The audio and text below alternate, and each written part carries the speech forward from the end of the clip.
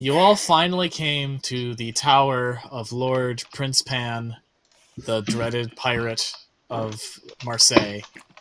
And you defeated his Wigglelumps and his Wugglytuffs, and made it to his final chamber, wherein you found that Lord Prince Pan had long since died. You proceeded to loot his bedroom, and have now made off with a quite wonderful haul of treasure, and have returned to your base of operations in the land of Fartburg. I think you have the wrong campaign, TT.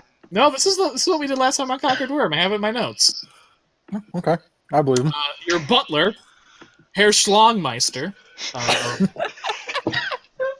Good evening, sirs. Is there anything you'd like in your coffee?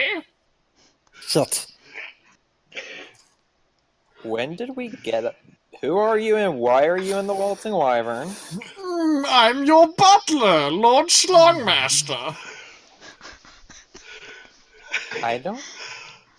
Hera's kind of hiding behind Talia. And this isn't the Waltzing Wyvern, whatever that is. This is your secret hideout. Remember what you named it? Why, I remember it was just the other day. And then suddenly you guys see letters in front of your eyes that say, type name here. What the fuck, TT? We're picking up where we left off. Come on, guys. Type the name of what you name your hideout. Carl's Jr. Yes, that's right. Carl's Jr. TT, could you please stop? Now, are you sure you don't want anything in your coffee? I could melt some caramels. Okay, I think Letty is legitimately experienced. No, don't worry. This is where we left off in the campaign. No, don't worry. No, it isn't. Don't worry. You guys, you're at your hideout. Calm You just down. killed the Prince Pan guy. We're And now you're dreaming, at your aren't we? hideout with- You're at your hideout with Lord Schlongmaster. I don't see why... This is exactly where we left off last time.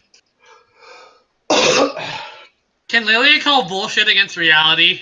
No, can Lilia do a sense motive check against I reality? do that every day, but Trump is still president. I don't see what you're trying to gain here. Let's just go on with the adventure where we left off. Whoa. Lilia's gonna roll a sense motive check to call bullshit against reality. Okay. Oh, Thank you. Hello. Hello? Hi. That was weird. Sorry. Okay, nice roll. Seems there's some static. Are you all alright? Do you want me to call Nurse Hasselback? Please do. Nurse Hasselback! In comes, an enormous slug. Just a slug the size of a rhinoceros. It takes about 15 solid minutes for it to get through the doorway, because it moves very slowly and also is quite enormous.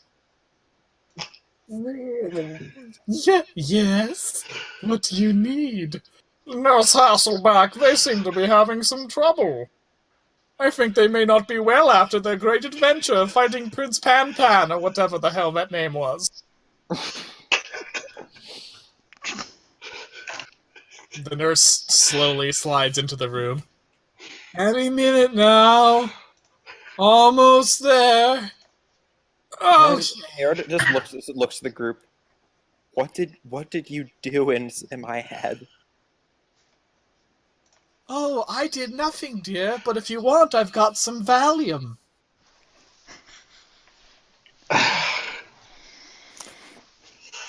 Or some Xanax. Would you like some Xanax? Some happy pills? yeah.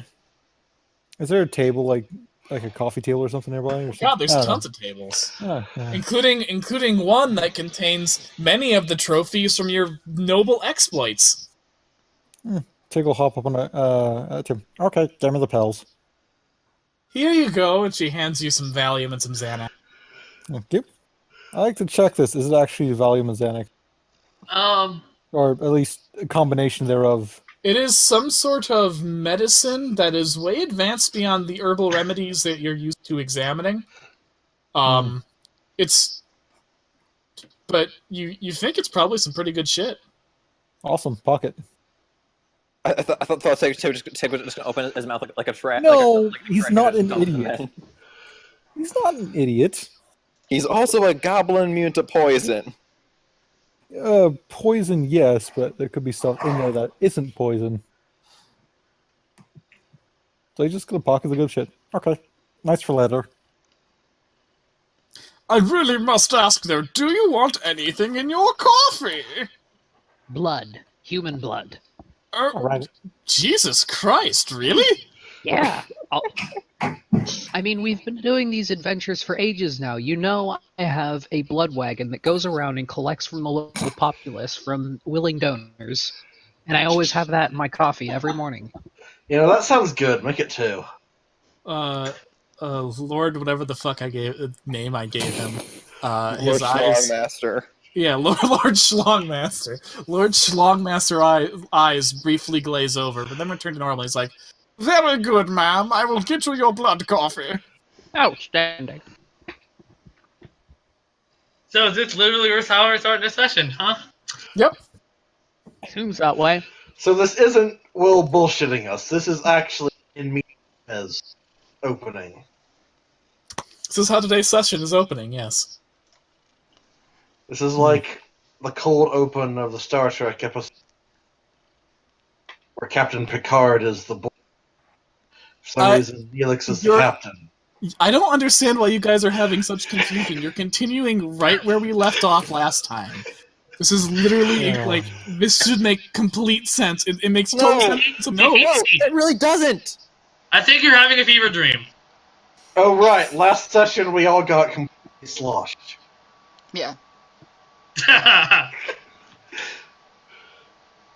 Well, technically, it wasn't with a technically. Italian AR, stay back. Okay, No, we all got sloshed. how far have we gotten into that dream book? Are we able to recognize that we're in a dream now? What skill check did I had you guys do when you're doing Knowledge Dream Arcana Warriors? or Knowledge Planes, I think. Yeah, Knowledge do one of Planes. those.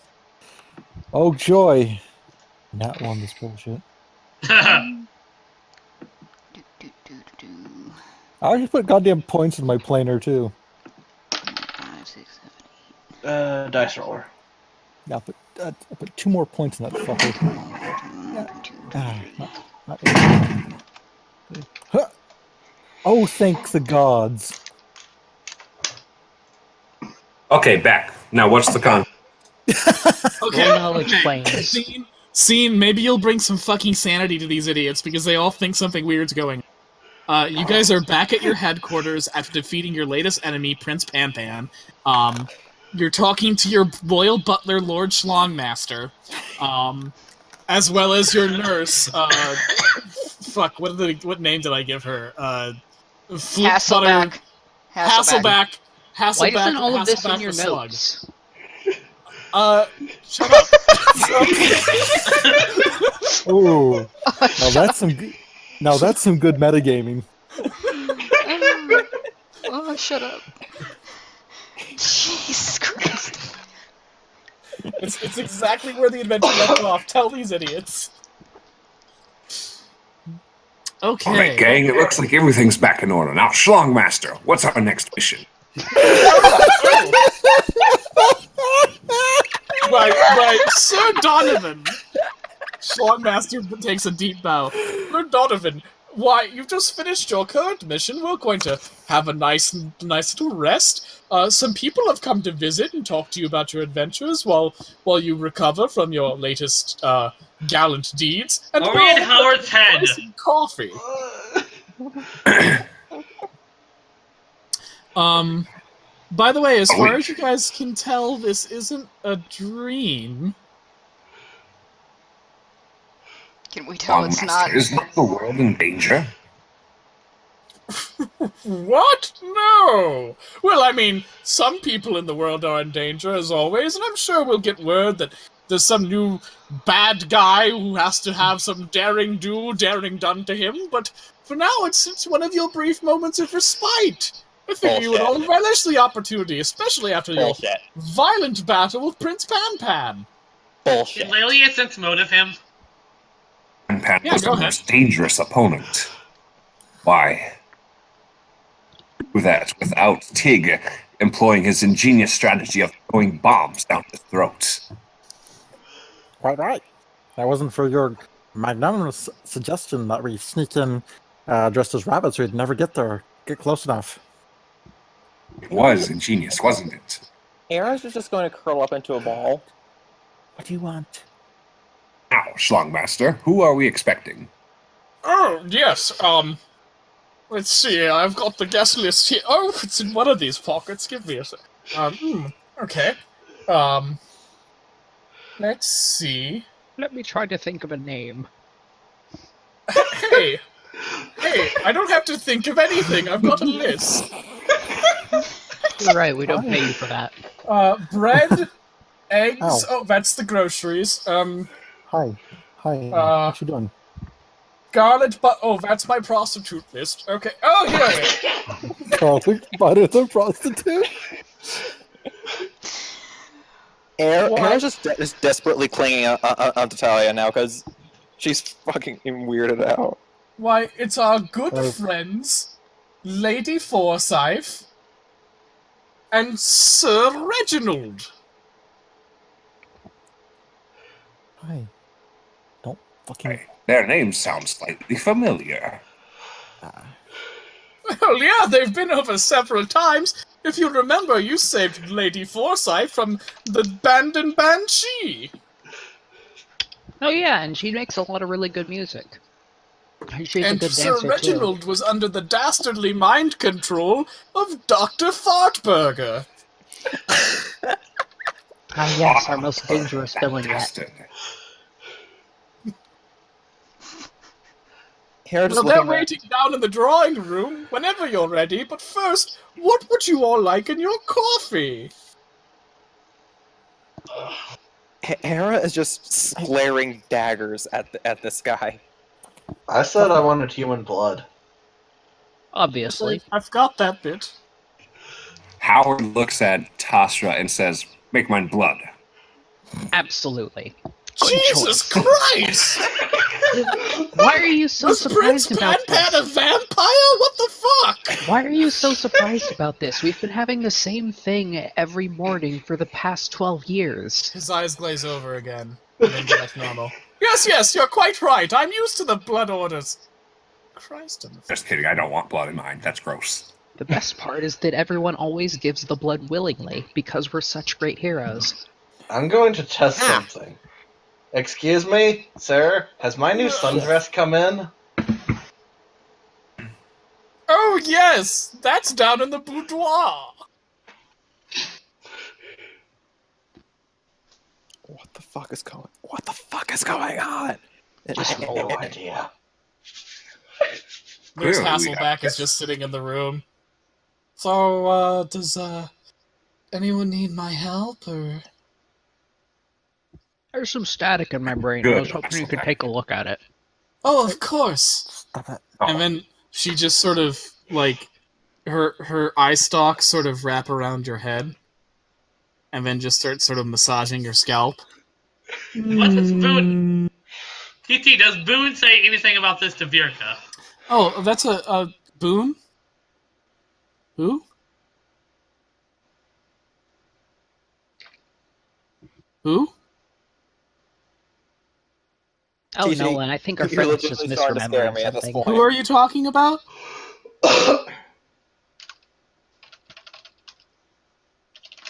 Who's Boone?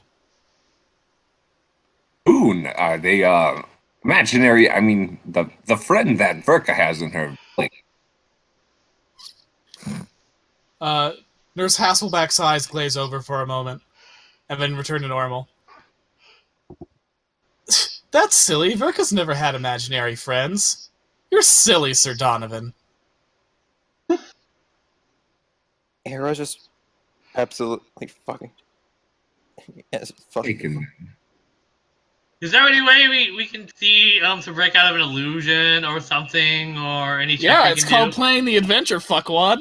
Hey, I saw you kill gonna some go down to the- racist cultists. I want to go back to real Conquered Worm, not Bizarro Conquered Worm. Well, I'm gonna go down to the session.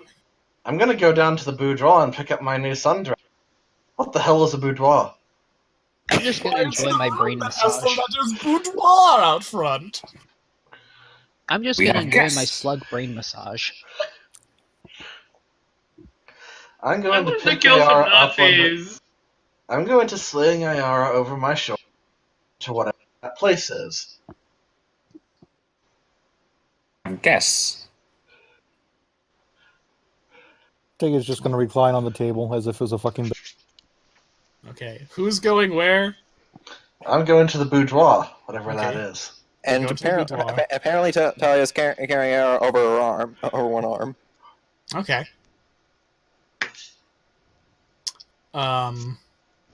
Yeah, take that.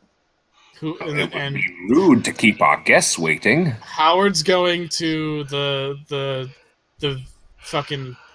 I knew the word for it a couple minutes ago. Why did I forget it now? Drawing room.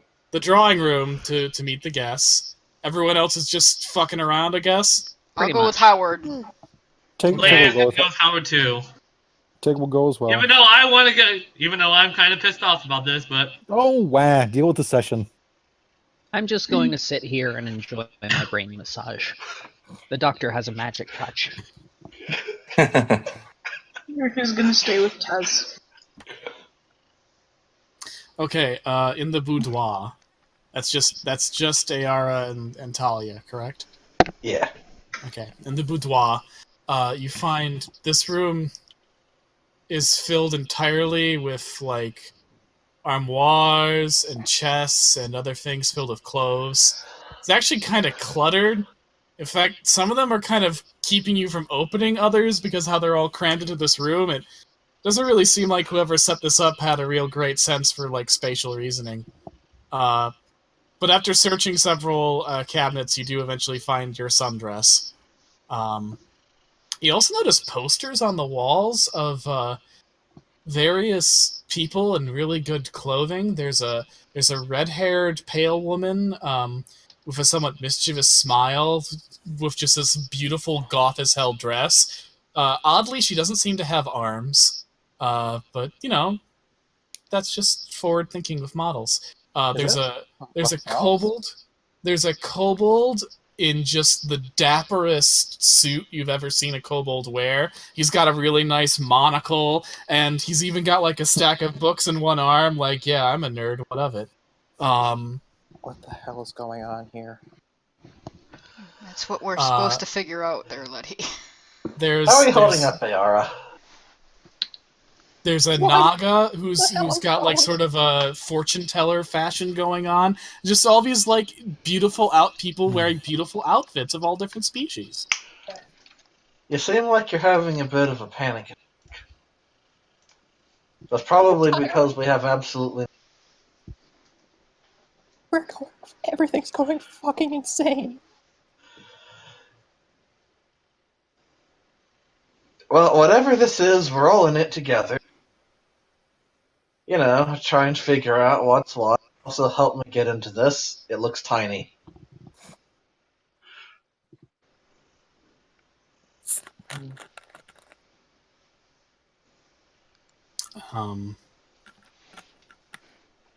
Meanwhile, in the drawing room, who's all there? Lelia, Ari, Howard, and Tig. Okay.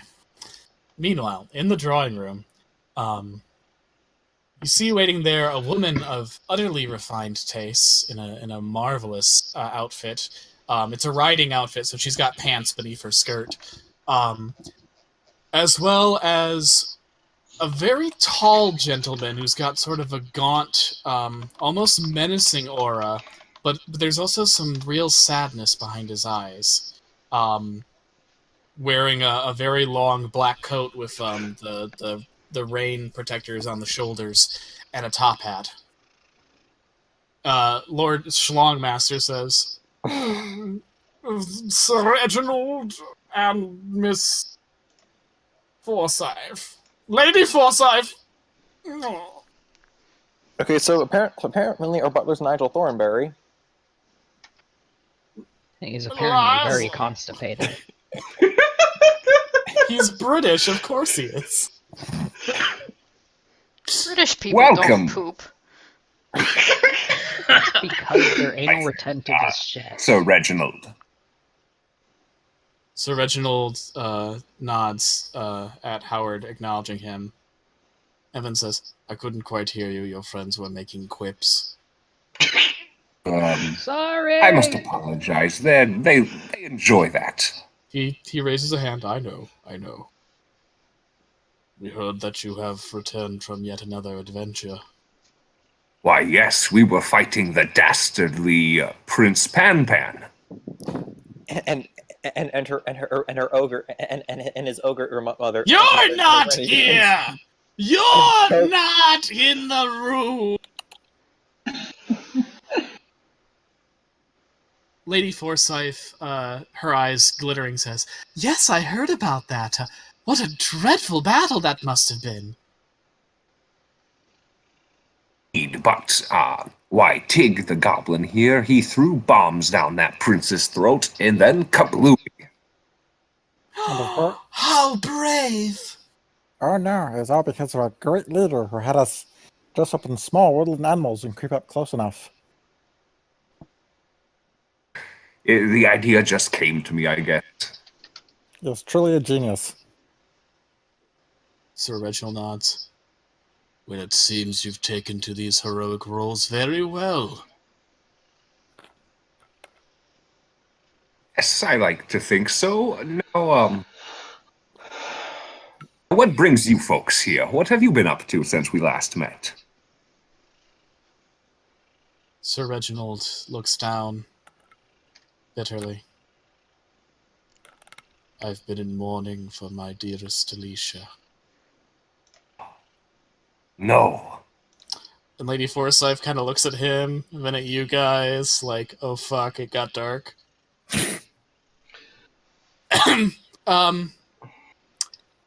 Well, I was just thinking, perhaps what the country needs, after all the recent troubles we've been having, is a ball to lighten some spirits.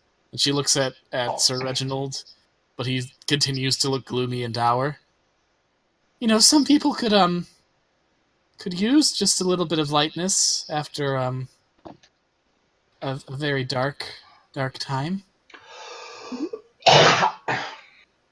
Yes, I agree. I think that would be an ingenious idea. Well, I think if you all would attend the ball, it would get a marvelous turnout, and it would really help everyone know that things are going to be okay. They could meet their heroes, and we could really restore some of the heart in our country, as well as protecting some lives. But all love to, isn't that correct?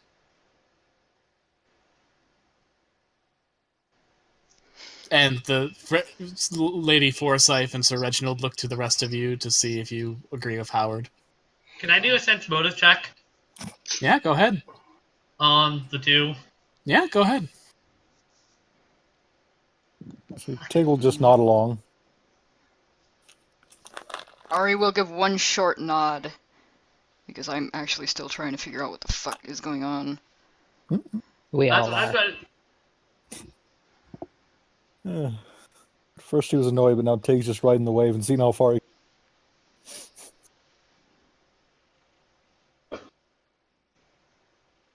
Okay, Lelia, you realize that Sir Reginald's grief is genuine. As you recall from your epic adventure in the perilous mind mazes of Dr. Fartburger, Sir Reginald was one of many aristocrats who was kept under control by the horrible mind control. Can Lelia do a check? Let me finish! I'm doing DM shit right now! No, you're not! Thank you! That Sir Reginald was one of many aristocrats who was mind controlled by Dr. Fartburger, and when he tried to break free from that mind control, Fartburger doubled down and made him kill his beloved wife Alicia, which is why his grief is so severe. Lady Forsyth, you guys were skeptical of her at first, but ultimately she proved to have good intentions, which is why you helped her defeat her villainous ex, the insatiable Lord Willingham. Ha.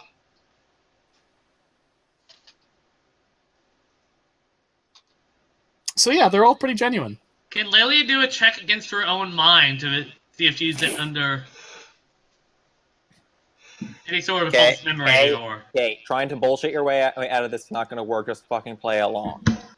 I don't want to play along, though. Do it Well, too anyway. fucking bad.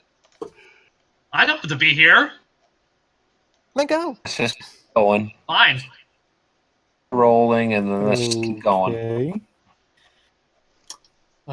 You Hey, I'm can... Grump. I'm not so Grump, and we're the Game Grumps. Pretty much. So, are we still playing a session right now, or did a fight Yeah, just I happen? was just giving you guys shit. Okay. He's doing the TT thing of making a joke so deadpan that you don't know it's a joke. Should I continue, or what now? Yeah, go ahead. Okay. Do you guys want to go to the ball? Sure. That depends on one thing. Can I bring the giant slug doctor as my date? Well, that depends on one thing. Can you come down to the drawing room and talk to the characters giving you the quest? Well, I mean, I'm kind of literally tied up at the moment. I mean, she's just massaging your scalpel for eye stalks. You can ask her to stop. She works for I mean... Tazra looks very grumpy, but she wanders in. Actually, she always looks very grumpy, so she looks Use her normal. default state of emotion. Virka, if you follow Tazra as she leaves the room, I need you to make a perception check. Okay. Should I make one too? Nope. Okie dokie.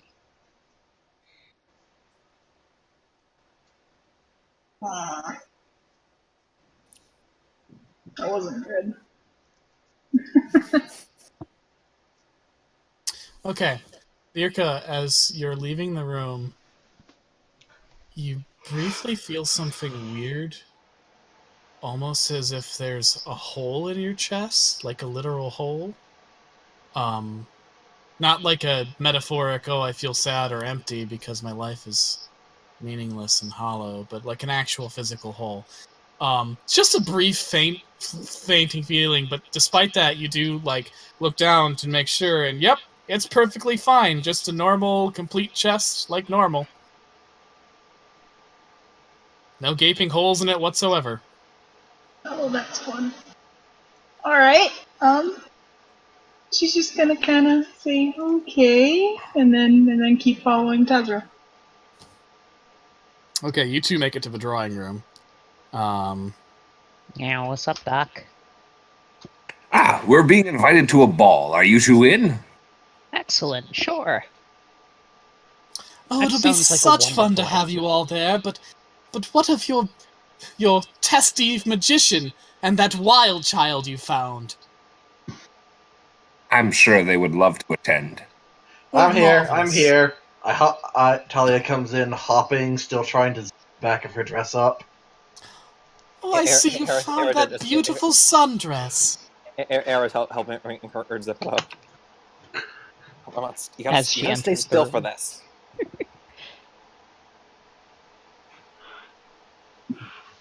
Well, this will all be quite marvelous. We can't wait to see you there.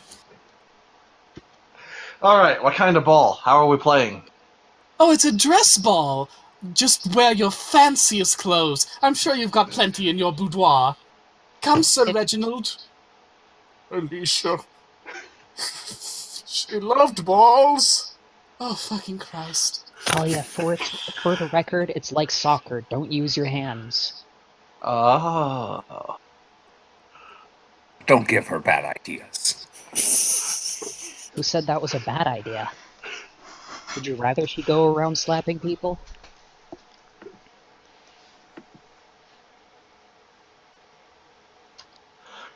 Those guys leave. The Yeah, they left. PCs? Yeah. Okay, so it's yeah, just us. Yeah. Even Lord Schlogmaster isn't in the room. Tessa crosses her arms, and after a long silence says, Sir, I don't could know you what's give us happening, some but I'm dating the privacy slug. for a minute? I mean, yeah, Who? you've got privacy. You're like everyone's gone. What the fuck is going on? Not sure, There's but I'm clearly dating the slug. something up. What did you... You guys are seeing this too, right? You're all seeing this. More This or Yeah, I less. don't think our butler is named that. I think it's what, Torgo or something. We have a butler? Yeah, he talks really slow, so no one thing. Don't know why you people are freaking out. This seems perfectly normal to me. Am I being heard? Yeah. In bits and pieces. 10 pieces, that's always encouraging. Alright, gang, there's clearly something going on here. I don't know if it's some magic spell or a dream or what have you, but I don't know. This adventure, maybe the best way to solve whatever this is to play along. That was my plan. I say we do that. I guess.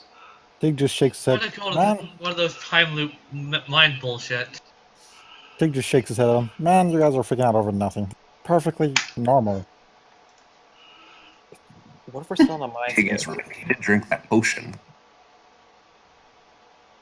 When Tig says everything's perfectly normal, a footrest that has been sitting in the room suddenly scurries away on its legs like a cockroach. Without missing a beat, he turns and goes, Henry, that's not where you're supposed to go. Sorry, Oh, sir! yeah. And the footrest goes back to where it was. Oh yeah, I remember when you tried to make that morality potion and spilled it on the footrest and it came to life and it tried to murder you. That was a good time. What? I didn't try to murder him, I tried to clean his feet! Yeah, that's what they all It was a say. misunderstanding. Just puts his hands on his hips and just huffs at it. Just feel it's slanderous, Mum. So, party? I guess, gang, the best thing for us to do now is Go to dress the ball! up. I mean, dress up, yes! I'm a footrest! Dress up, dress up. I love when we all get to dress up. Alright, so you all go to the boudoir We cut and, and you find just the most dazzling outfits you can imagine your characters wearing. Would you like to describe them? No. Yes. No. Howard picks up a monocle. That's it. One word. One word. And a top hat. I'm not good at coming up with outfits on the fly, sorry, TT. Neither Same. am I, so I'm gonna give you just one word. Sequin. Yes. Tig finds a nice, perfectly nice, beautiful, like sweater vest that's in his size, complete with like an ascot and a hoodie. And he takes out like a little bit of alchemical residue, lights it all on fire, blows it out, and when it's nice and crumply, almost ashy, he puts it on. Nice. When closing the drawer that you got all that from, you notice that in the drawer there's a vaguely familiar set of leather armor, styled almost like a corset. Clear to Tig. Oh, that was the Tig. He's gonna pick it up and just kind of look at it, like one way or other, trying to like get a good view of it. Wait a minute. Where's Buddy? Who? There any? Damn it. Is there anything he can tell by looking at the armor? No, but it's vaguely familiar. Huh. Does this belong to anybody? Well known for wearing corsets, Tig. Of course. I fucking I don't hate know. Hera just kind of glares at the corset like an insult to her family. I fucking hate those things. I Jeez. tried them once, but they're a little more training than I'm into. Naughty. And he straps the Clothes- corset over his clothing. Clothes are supposed to keep you warm, not strangle you. Isn't there, I'm forgetting her name. Talking about it anymore. descriptor. Tig's Which girlfriend? one are you looking at? Tig's girlfriend, then? No, I'm single, damn it, and I'm old. I have no business dating anybody. Fuck off.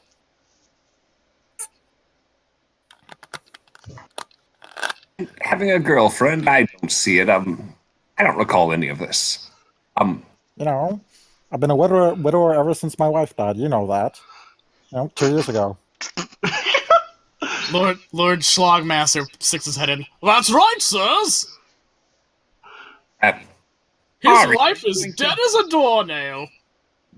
Wow, way to Master. rub it in. Way to rub it in, Dick I Muncher. remember your mom looked beautiful at the wedding. It's Yes, she did. Schlogmaster. Absolutely, absolutely gorgeous, as well as my 38 children. Mm-hmm. Ari, are you going to... Speaking of children, Ari, are you going to dress, And I remember, didn't you have a child? Not that I can recall, Howard. I mean, she basically has to be parent to all of us because we're a bunch of losers and misfits. Getting someone. Hair kind of just looks Oh. at Ari. You're kidding, right? Letty, I'm playing along with the thing. You're a loose cannon, Howard, but you're a damn good cop. Turn in your badge, and I said, you'll let this city fall into crime. Did it.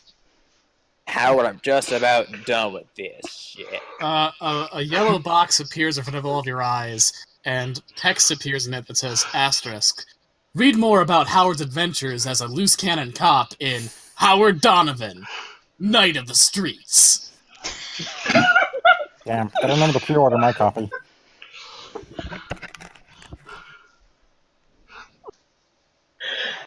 Hey, I'm a few bucks short. Could I borrow yours when you're done with it? Of course. Sweet. Okay, do we go to Are the you ball? all right? Obviously.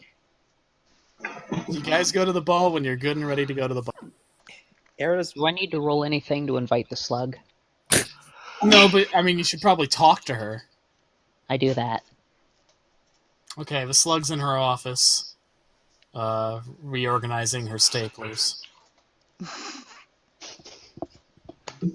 Oh, hello, Tazra. What do you want?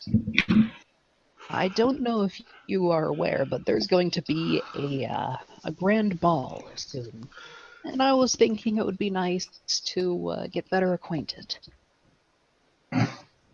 Tazra, are you asking me out on a date? We both know these emotions have been there for so long. We need to explore them. You're my boss and my patient. What will people think? What will they say? I don't care what they say. All they'll need to see is our love to know it's pure. Oh, Tazra, you've made me the happiest invertebrate on Earth. And, I grab two of her and kiss her, right on whatever the mouth is. You kiss her right on the throbbing sphincter that is a slug's mouth.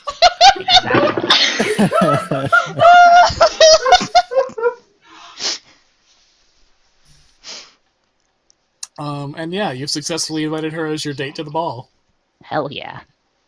None of y'all got game.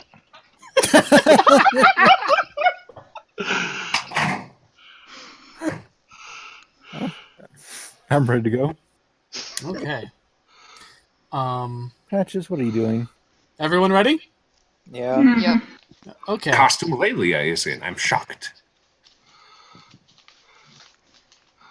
Lelia is currently mum as she's feeling like something is incredibly wrong, as if she's supposed to have someone in this situation, but doesn't.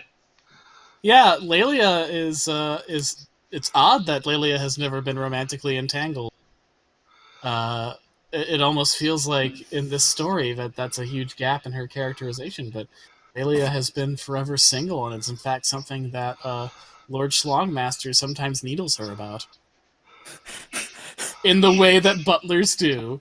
And she's always wearing such conservative dresses, so prim and You worded that too. God damn it, TT. TT, a question out of character. Yeah? Is Lelia wearing her the Thrall necklace by chance? For what now? That's all the answer I need. Alright, off you all go to the ball. It's a huge, lavish affair, and you see several people from your past adventures there. Why, there's Duke Prospero, who you rescued from the plague doctors of Nor, and there's Lord Rainsford Zaroff, who you helped kill the wild beasts of Kungmanjaro. And why, they even brought little Buddy, a 10-year-old boy who you guys rescued from the insane clutches of the mad vampire countess. Little Buddy is dressed up in a very fancy tuxedo, which is something that an orphan like him would rarely get the opportunity to wear. And as you remember, he's got the most sullen expression on his face. He's standing stock still at the door. Can he please be wearing a propeller beanie? Yeah, I'll say that. Good. Aww. I'm also imagining him in like a really frilly kid's tuxedo, like something that's got like just a whole bunch of like frills and shit. Oh my god. Looks goofy as hell on a kid. I'm gonna rush up to him. Buddy, it's been so long. How you doing? Kill, stab, kill, kill, Oh, buddy, never change. stab, murder. His eyes buddy, flash never when he change. sees Aerie. He's like, Mom. Can I roll something to react to this? Yeah. Roll perception. Oh, thankfully that's one of Ari's best traits. That one, he turns into a duck. I didn't get that one. I got a.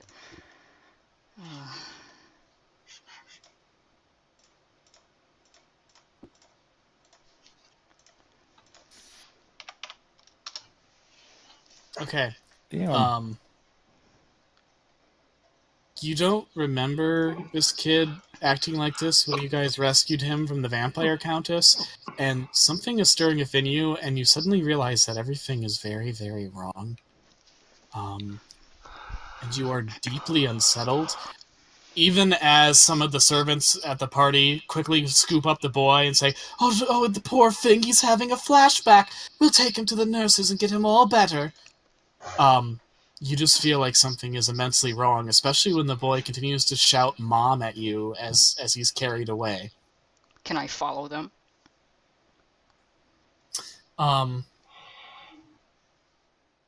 You can try. You move to follow him, but are intercepted by a very finely dressed man with a masquerade mask on his face. Don't worry about little Buddy. He just has flashbacks because of that horrible experience you all rescued him from. That makes perfect sense. Our court physician Herbert will take good care of the lad. Oh.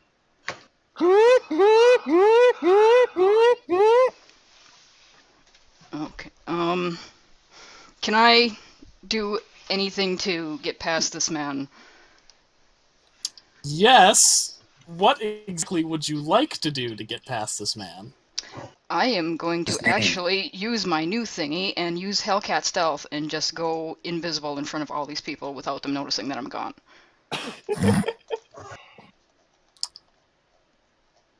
Fuck yeah, okay, you do it. You go fucking invisible like Frodo at the Prancing Pony. In fact, court jester Elijah Wood actually spits out his drink when it happens. Cool, blimey, how'd he do that? Gee, fuck! And that's my Elijah Wood impression. Good job! sounds just like him. Okay, so can I follow them down the Yeah. hallway without alerting them to my presence? Mm-hmm. Okay. You follow the physicians down to the hallway as they're carrying Buddy. Strangely, Buddy's eyes seem to lock with you even though you're invisible. And as he sees you trailing after him, he stops screaming and closes his eyes, and he just has a look of determination on his face. Okay. Um, I feel myself As- start to shake in my hands, but I keep going. as you travel down this hallway, the brightly lit palace that you were entering, this hallway gets dingier and darker and creepier and more decrepit until finally you're in what looks to be a long abandoned portion of whatever this building is. The two people whose clothes have deteriorated as they've been moving open a door, and when they open the door and step into this room where they're keeping Buddy in, you see that their faces are skeletal, skin barely clinging to their bones. And they place little Buddy on a bed, and when they place him on the bed, he is no longer a little kid. He is a gigantic, hulking, Jason Voorhees-esque monster.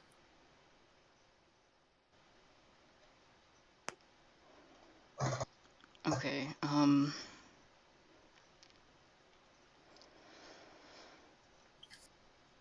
And the two physicians start talking to each other. He almost broke the glamour. I can't know, not this soon. Yes, I agree. It would be a shame if one of them found out this early. And the two physicians turn to look at you as well. okay, I'm guessing they can see me. Yeah, they can.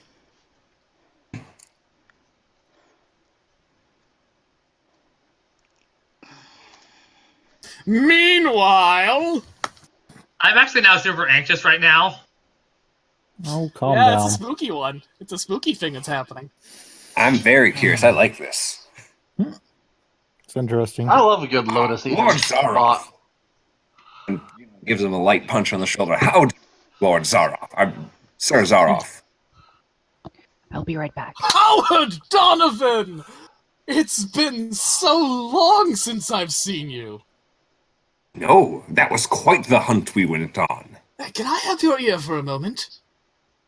Yes, please. Howard, you have to get out. You have to wake up. They're tricking you. What? Yes! Ooh, You, what? yes! I told them I'd play along with it. But you have to know, they're tricking you. They're leading you into a trap. Okay.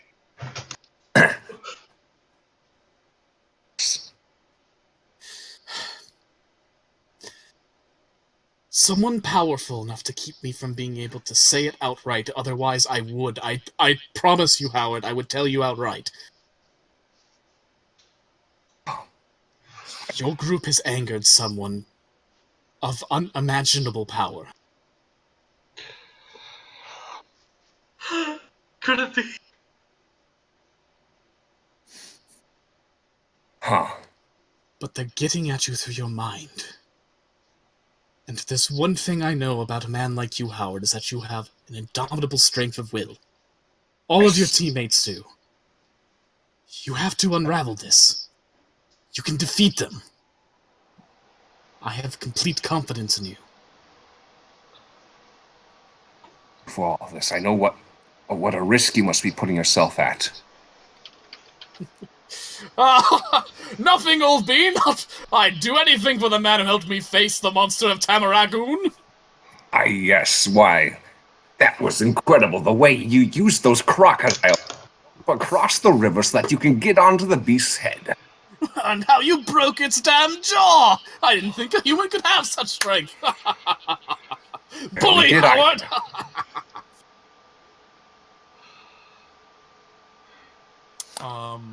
Question: is there is anyone close enough to overhear this conversation? Like us, for example? If anyone has a species bonus to perception, you can do a perception check.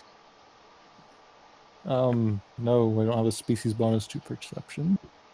I have class bonus. No. I just have normal skill. If you rank have stuff. uncannily good ears, you might be like he was whispering and doing a specific job to keep other people from overhearing. Okay, okay. Yeah. I'm pretty sure Howard's going to tell the rest of you. No, he's gonna keep it a secret, let you be surprised, you know. That's Howard. That's how Howard do. Here, Kay. Let Talia being cute calm your anxiety. Aw. Aww. That is fucking adorable. that is adorable as all hell. In fact, numerous guests comment on how fucking adorable Talia's outfit is. He used the words literally. That is fucking adorable. Yeah, that's how proper rich people talk. I say, that is fucking adorable. Why, I've never seen something so fucking adorable in my entire life, Wadsworth. Oh, indubitably, Sir Charles, that is indeed the pinnacle of fucking adorableness. Honey, why don't you buy me anything that fucking adorable?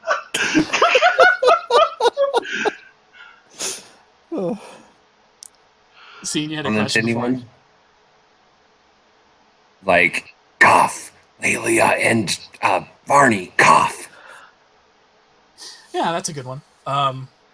A well-dressed guest, in very slick clothes approaches Lelia. Hey, so you have a air of desperation about you? Jesus! How'd you like me to buy you a drink? No. Oh my god. Can Lilia roll a perception check? Yeah? What's she Do looking it. for? Basically, she's been on edge ever since she's been in here, and thus is flighty and shit. Basically, the way I'm feeling right now, just in general. Arrow's kind of feeling the same way. So she's looking for anything She's off? looking for anything suspicious. Like, she would be like, if Howard went off to the side, she would be looking like that. Because right now she's like on flighty. Okay, something doesn't feel right about this. Mm-hmm. Since Lelia is naturally paranoid. Okay. I'll roll a check. Alright, let me.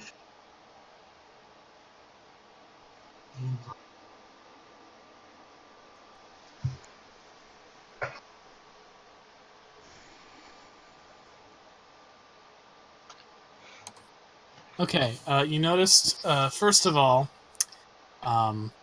Howard's, from the corner of your eye, you noticed that Howard's conversation with Zaroff went from cheerful and goofy to kind of serious and then back to cheerful and goofy. You didn't hear what they said, but you noticed that something was up there. You also notice, again from the corner of your eye, that this sleazy dude has a vial of some sort of powder concealed in one of his hands. God. Say, why don't you let me buy you a drink? How about no? Oh, come on. I mean, I know you're used to rejection, but you can't shut yourself down to every good thing that comes your way. Why do I get a feeling that I punched you in the balls at one point? You know, we could arrange that in the bed. God. Okay, I can't tell if this is Prospero or Varney, and honestly, it makes it fucking great either way. It makes perfect sense for either, really. I know.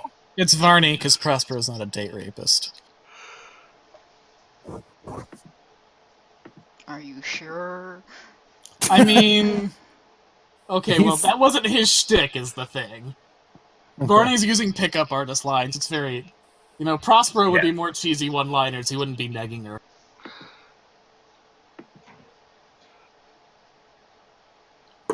It's Varney. This person jogging any memories with her.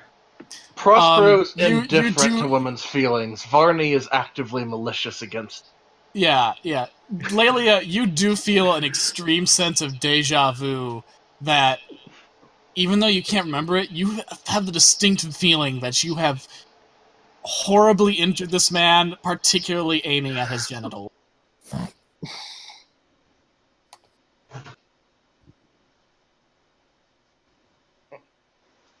And is it jogging any other memories or deja vu or... It's also reminding you of another time, like, you feel like there was one time a person had made advances on you, and they were the complete opposite of what this guy is doing. Genuine compliments, and they worked, and weren't so fucking sleazy. And you're trying to remember what the source of that is, and that's a very strong... It's a very strong feeling of deja vu, almost like some memory of some huge part of your life that somehow you've managed to forget.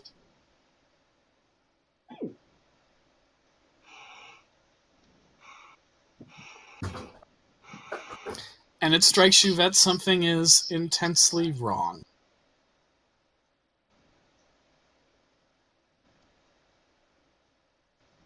Anyone else having fun interactions at the party? There's lots of people here. You can look around. Tig, I'm gonna say Tig is meeting people. He's wearing a very large smile on his face.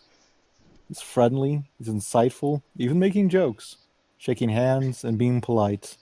Tastro's slow dancing with her date. Ara's just incredibly nervous. Like, she's basically kind of standing in one of the corners, just not really wanting to move from it. Talia's not moving too far from my arm. Trying to has a drink in hand, trying to urge her to come out of her shell, have fun, kind of losing herself to the illusion.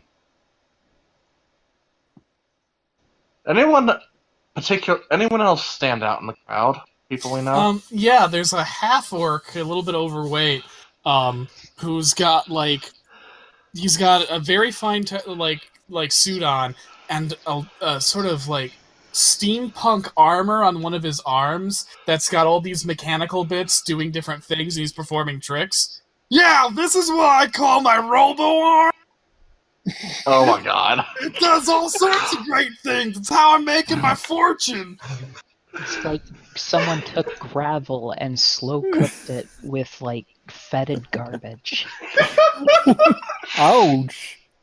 In other words, Bug, okay. Can we? Hey, Talia! Bogrel! Talia!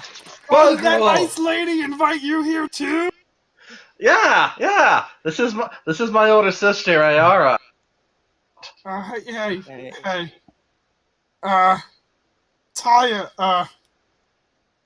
can I talk to you a second? Okay. Are you gonna be okay by yourself here, Aya? Yeah, I think so. Okay. I head over to Bogrel. Look, I know the hostess said that we're not supposed to talk about it, but she killed a lot of people back in Shelley, right? I mean, Stacy Badminton, she was in that dorm. And, I was gonna ask her out, and now she's gone. Yeah, we're still working. I mean, we're not just gonna forget about that. Yeah. I mean, we appreciate everything you did in Shelley. I know we're not supposed to talk about that stuff. We're supposed to say we're in some fantasy place, but,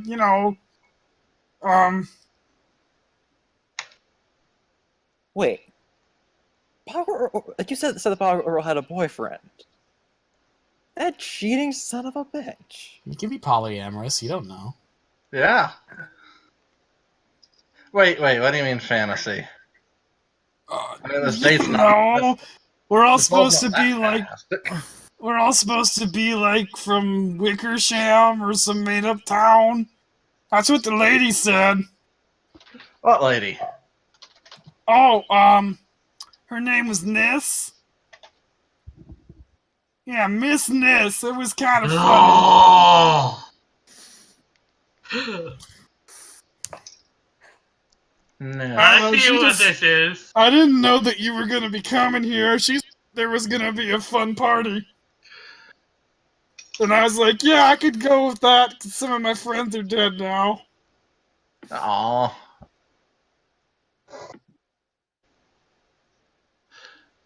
Miss Nis, do I know that name from somewhere?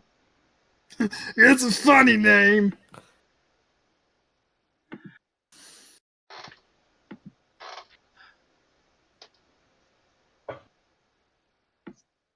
So, are you okay? You seem kind of stressed. I mean, the night terrors haven't stopped. They've kind of been getting worse, to be honest. Oh yeah, those will get worse before they get better. Yeah.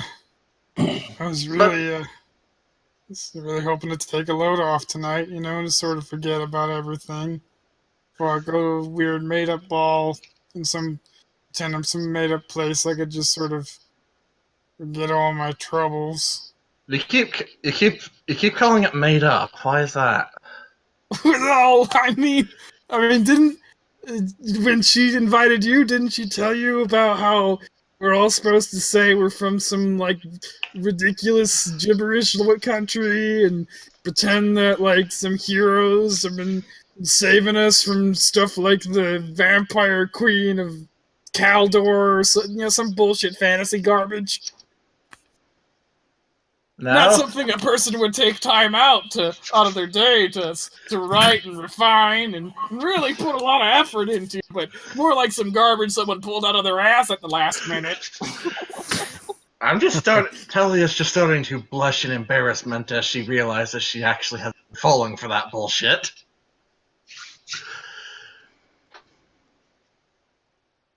Yeah, it's gonna be a great big funny thing, and like apparently it's all sort of like a prank. Talia will then splash her drink in her face to try and win. Well, that's gonna ruin your make. Oh, that's just natural marking. So I thought it was weird. I never saw you do your routine. But girl, listen to me carefully. Okay.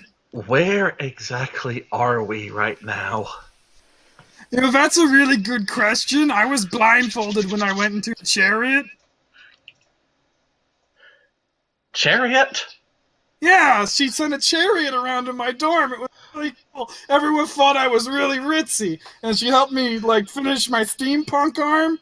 It made the cosplay really look cool. Oh yeah, you look great. Yeah, isn't it rad as shit? Oh yeah, what's that made of? A lot of it's wood that I painted to look like metal. Gotta be I can't even industrious. tell. Yeah, I know, isn't it rad?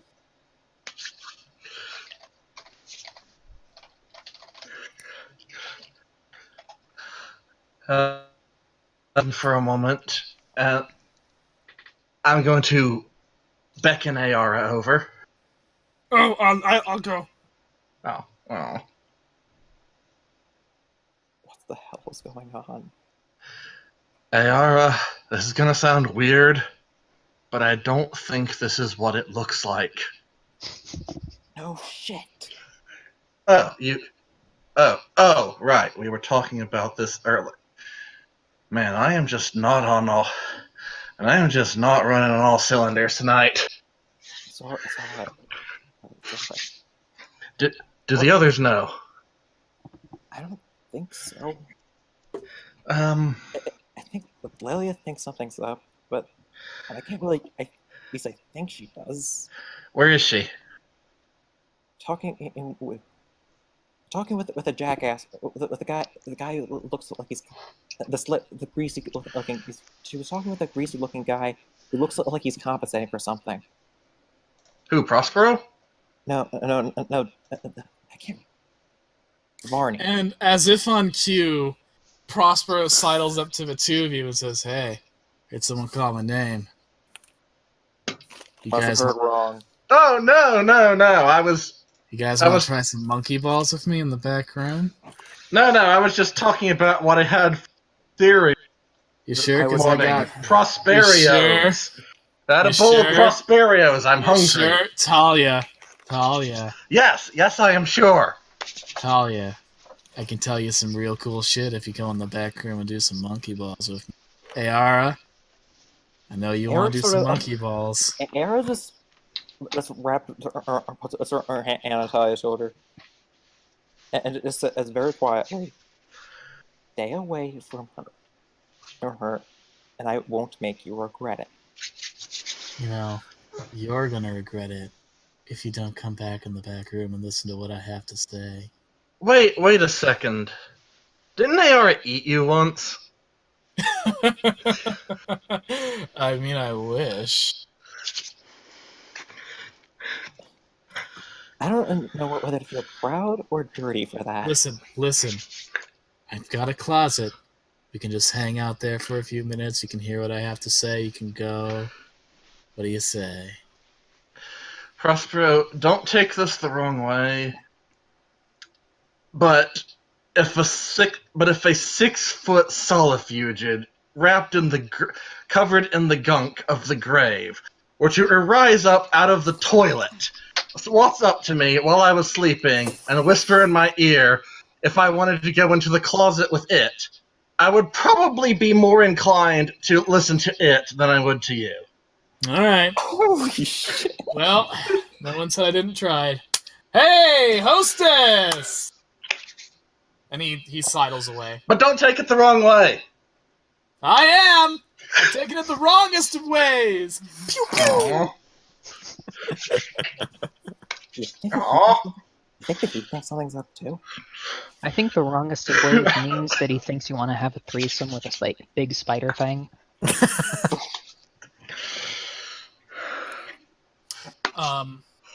Tazra and Virka, you feel a tall presence behind you. When you turn around, you see a hulking dragonborn. Which is to say, a draconic blade of standing about 8 feet tall. Goodness, nice to meet you. Yes, it is a pleasure. My name's Gornir, and he extends a hand.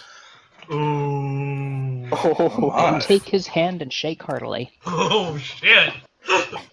Pleased to meet you. Folks When call you- me Tasra. And then he extends the same hand to Virka.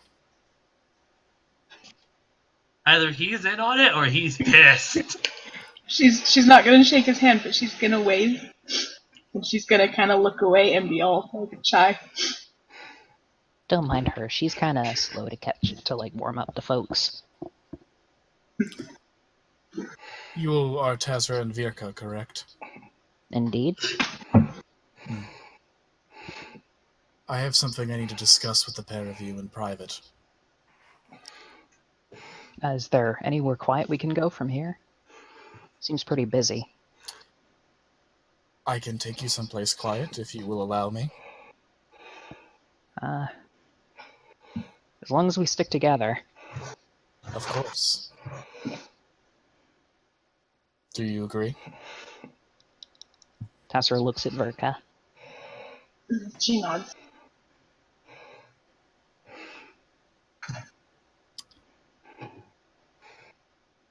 Excellent. And giant wings emerge from his back and wrap around the two of you. And suddenly you're all in someplace very different, a dark, pitch black void. And the person next to you has also changed. No longer is there an 8-foot tall dragon humanoid, but rather you feel the beating of immense winds against your body. As something in the gloom hovers above you. Lightning flashes and illuminates the space, and you see a dragon. Larger than any dragon you've ever tales told, larger than any dragon carcass you've seen, larger than monuments you've seen named dragons. A dragon of preposterous size, a mountainous dragon. with 5 heads, 1 red, 1 black, 1 white, 1 green, 1 blue. Sweet Mother of Mercy. That's quite impressive. Do you still not remember?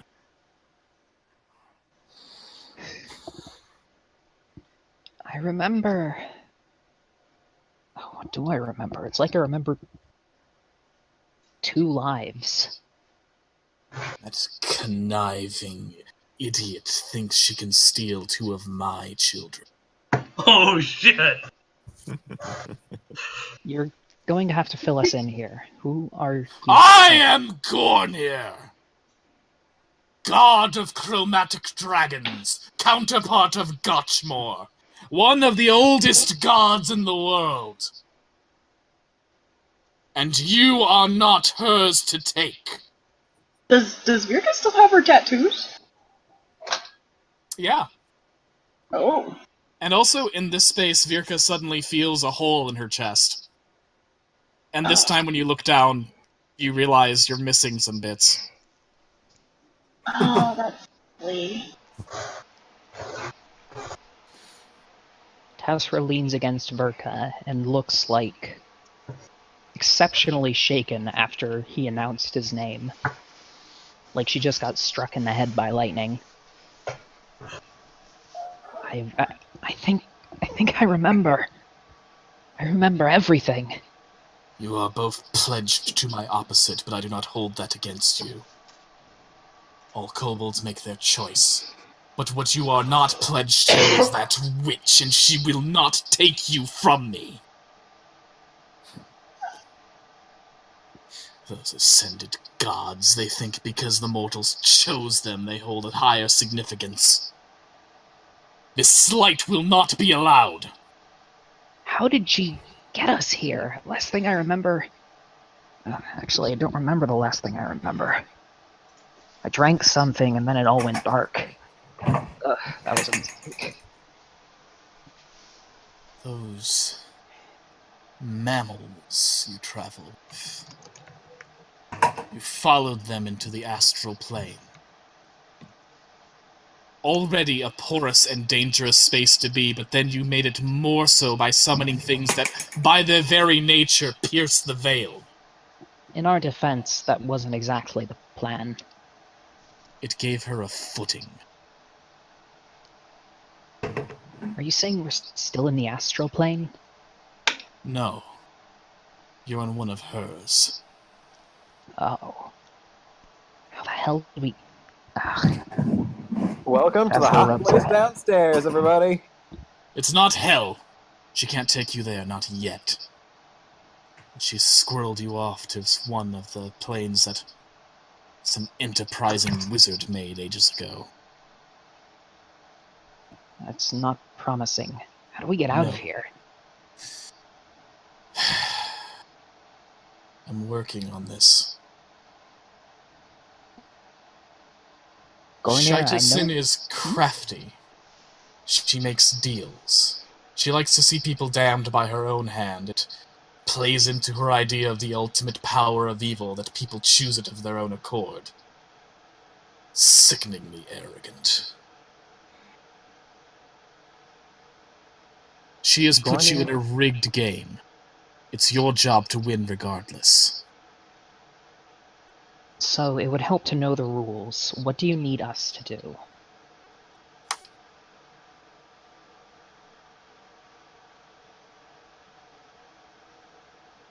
Keep wary. Listen closely to whatever people tell you. And don't make any deals or agreements without fully knowing what you're getting into. I don't know what exactly her plan is.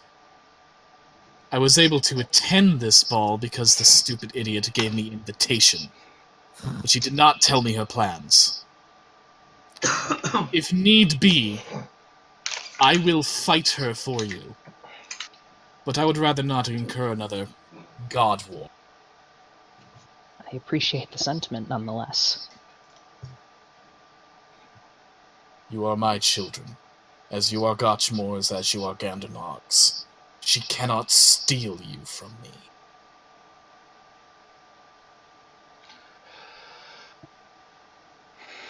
When we return to the party, do not act any different than you were before. Keep up the masquerade. If she knows you're onto her, then she'll snare her trap early. I'm not sure if we want that. Understood. We'll play it cool. Everything fades to black, and when light returns to your eyes, you're back in the ball, and the 8-foot dragonborn man bows to you and says, "Ladies," and stalks off to the other people in the ball.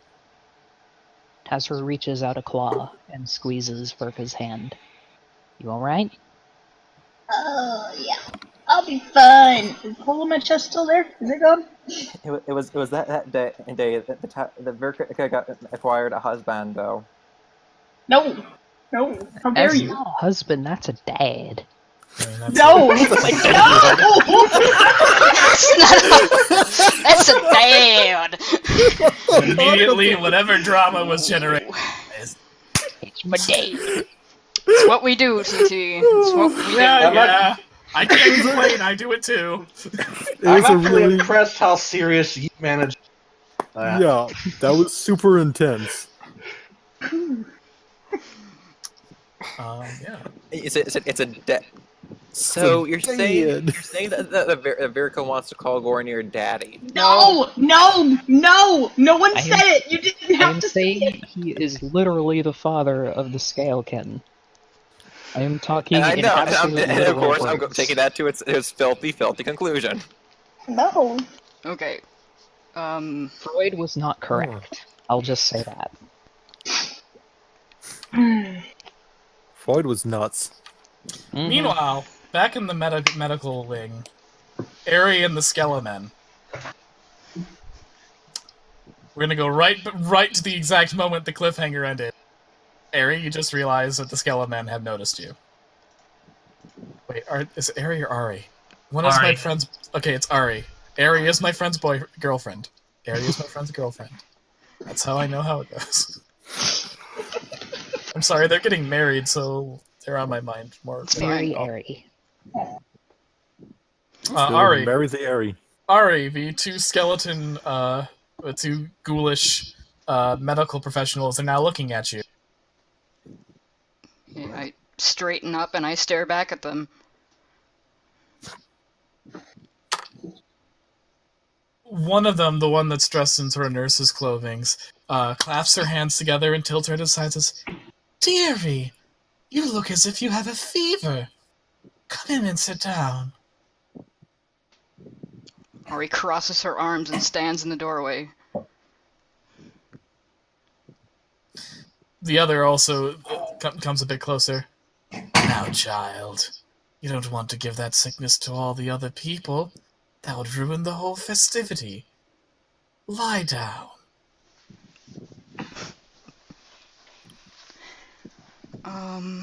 Okay, I do not. You wouldn't want the poor boy to feel pain. He can in here, you know. He can suffer quite immensely, None of us want that, do we? So, if anybody can feel pain in here, how about you? Oh shit. Oh, I'd much like to feel pain. It's been a long time since I've felt anything. Oh yes, pain would be quite a thrill. Good. And I regret this choice immediately. She reaches out and digs her claws into one of their eyes. Excellent! Roll initiative! Oof.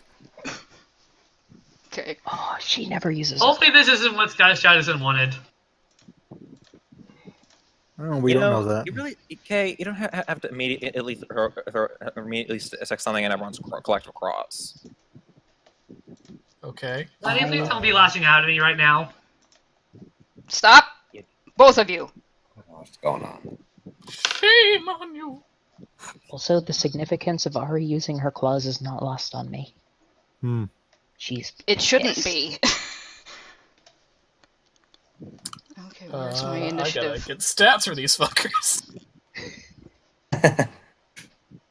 You should be used to us attacking people who are just plain horrible. Yeah, yeah. I should definitely be prepared for what I'm doing right now. It's definitely a thing. I mean, it's okay. I have to go to bed in like an hour. Yeah, anyway, it's so- almost like I bullshitted up a fake session because I knew this one would be short, and the one I planned was definitely not. I'm enjoying it. like this. It has been interesting. Mm-hmm. Okay, so it goes Airy and the ghouls. Okay, so The bam.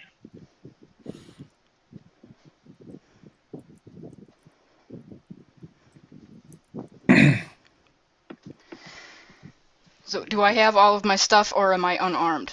Is the question that I have to ask you first. Oh, you've got well, you did dress up for a ball, so I'm gonna say no. I'm gonna say you're unarmed. Okay, so I have my claws then, and Mhm. okay, I will reach out and grab the first ghoul by the face and dig my claws into its eyeballs. And then I will do something if I hit it. Can I say that I got a surprise and it's flat-footed? Yeah, we can say that. Okay. So unarmed would just be my normal thing. Okay. 18 plus 9.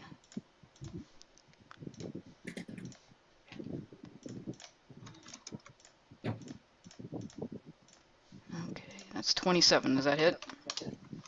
Yeah, that hits. Okay.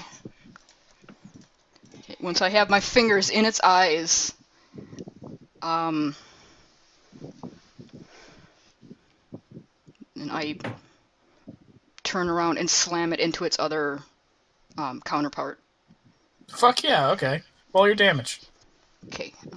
How do I roll for just unarmed damage? I don't know if you have a claw attack, but generally what when you're doing stuff unarmed, you roll a d6 for damage plus strength. Okay. Whop him low and whop him high, stick your finger in his eye. Oh, good. I rolled a 6, so that would be 7 damage altogether. Wait, don't you also get a sneak attack because they're flat-footed? Oh yeah, I do. That one time you blew up somebody using nothing but claws.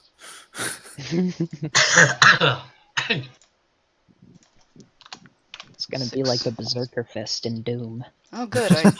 Giblets fly across the room. Nice.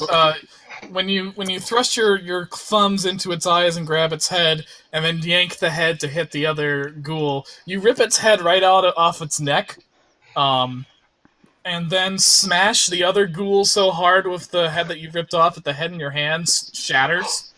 Not only killing one ghoul, but dealing 12 damage to the other. Or 11 damage. Okay. So now the other ghoul's turn. The ghoul stands there, slowly moves its head back to look at you after you smacked it in the face of its companion's head.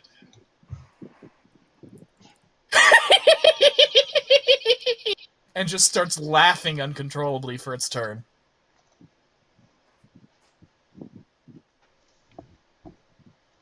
Okay. And that's it? It's your turn now. Okay, I'm gonna try to do the same thing to it.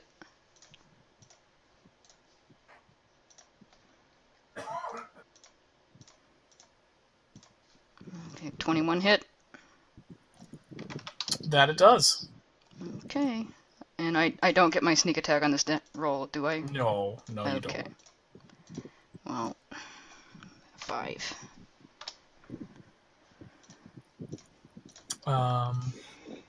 Okay. You slash at the ghoul with your clawed hands, and the ghoul is pretty heavily damaged by this point. It falls to the ground, still laughing, and it says, Dead by dawn! Dead by dawn! Dead by dawn! Dead by dawn! You certainly will be. I know, that's why I'm so happy! Good. And then I kick it like a football. And you kick its head straight off, and it hits the wall and breaks like a mushy watermelon. And someone says, "Go!" for like 5 minutes. Yeah, a skeleton pops out of like a laundry bin and shouts "goal." Fuck off, Bill! Oh, I was hoping you'd kill me too. Just gently squish his head between your hands. We ran out of booze 7 centuries ago. All skeletons alcoholics. Yeah, it's a canon for this world. Okay, so God. after that, I'm going to go directly up to the hulking murder man that I do not know yet, but I feel a connection to. Oh, you recognize him by this point. It's Buddy.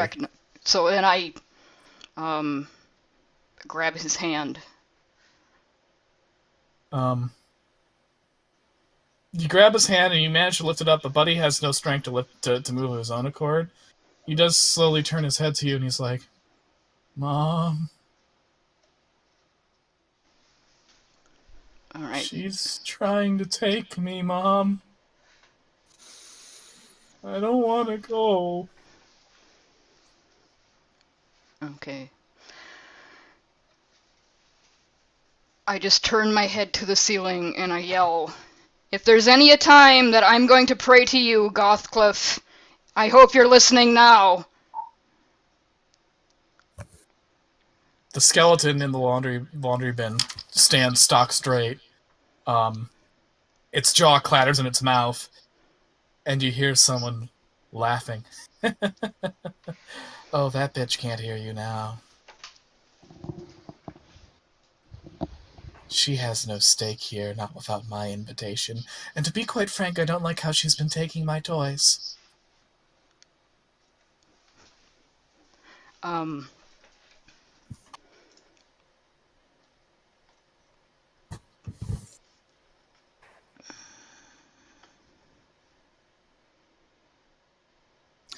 have to say, I'm impressed that you saw through it all first. You must have a strong force of will. Do you want to get him out of here? Do you want to save this little child of yours? I'm ignoring her. I'm straight up ignoring her. I'm not even turning to her. I am closing my eyes and looking to the ceiling. I'll let him out. I'll let you both out. You can both be free and clear. Don't you want that? What if I turned him back? Made him human again? Not this monstrosity that was made to be a cudgel for my will, but pure, normal little child with a whole life to live. Isn't that what you want for him? I think it would be cruel to deny it to him. Or do you like having him as your tool? As your bodyguard? As your meat shield? Are you at the point where you can admit that you like using him? That he's effective? A good sword and shield for you?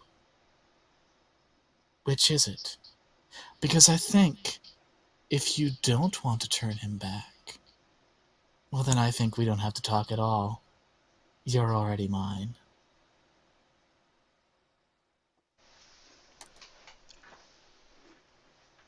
Still not reacting to anything she says. You're not going to get out of here by giving me the silent treatment, cat.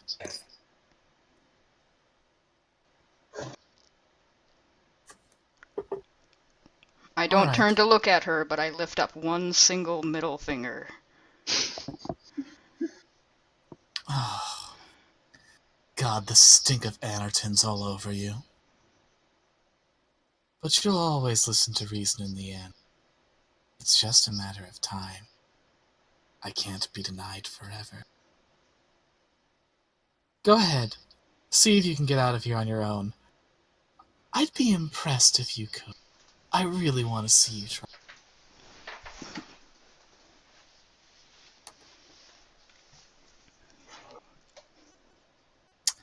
And with that, the skeleton falls back in the laundry bin and then sits up. What the fuck?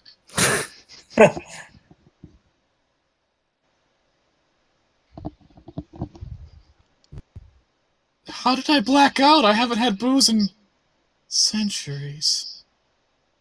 I miss alcohol. The skeleton from the last unicorn. Oh god. Look, all skeletons are alkies. That's not a last unicorn thing. That's a conquered worm thing. Kind of curious if Howard felt the bite when he was a skeleton. He wasn't one for very long. Fair. But yes.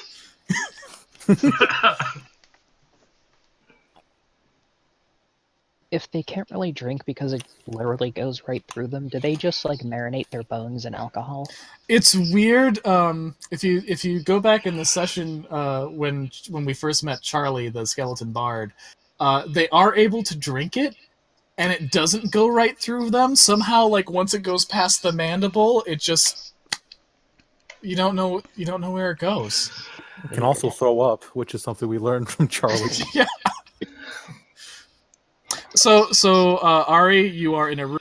Buddy is paralyzed on the bed. There's a drunk skeleton in the laundry bin, and the goddess of evil was very clearly trying to tempt you.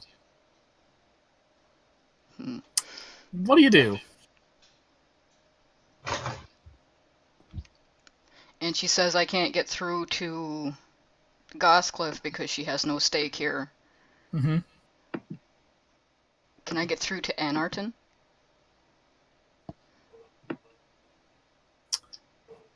You can try. I'm not going to say whether for sure you can't.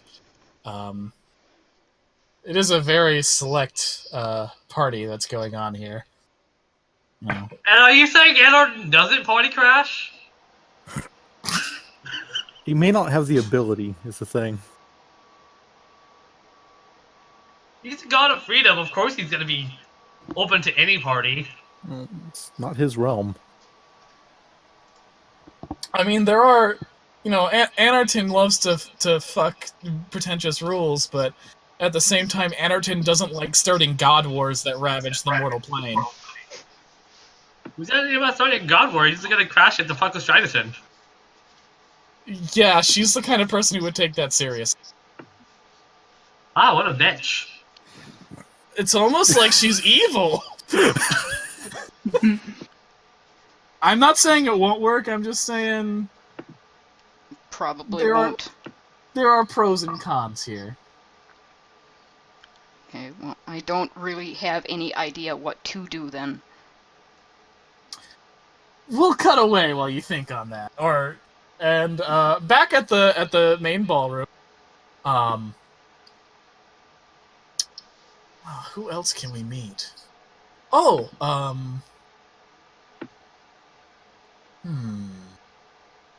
Someone with family, maybe? I'd be willing to mess with somebody. That drag puppy mill guy? Do you guys remember the name of that goblin we met? Merkin. Trash. Merkit. No. Trash was the other one. Trash. Yeah, thank you. I knew it was something stupid, which is why I can't remember it. Trash is in a waiter's outfit. He's got a bow tie. He looks completely put out as he's serving people hors d'oeuvres. Tig will go over and collect Nora. Oh, always good to see a goblin doing honest hard work.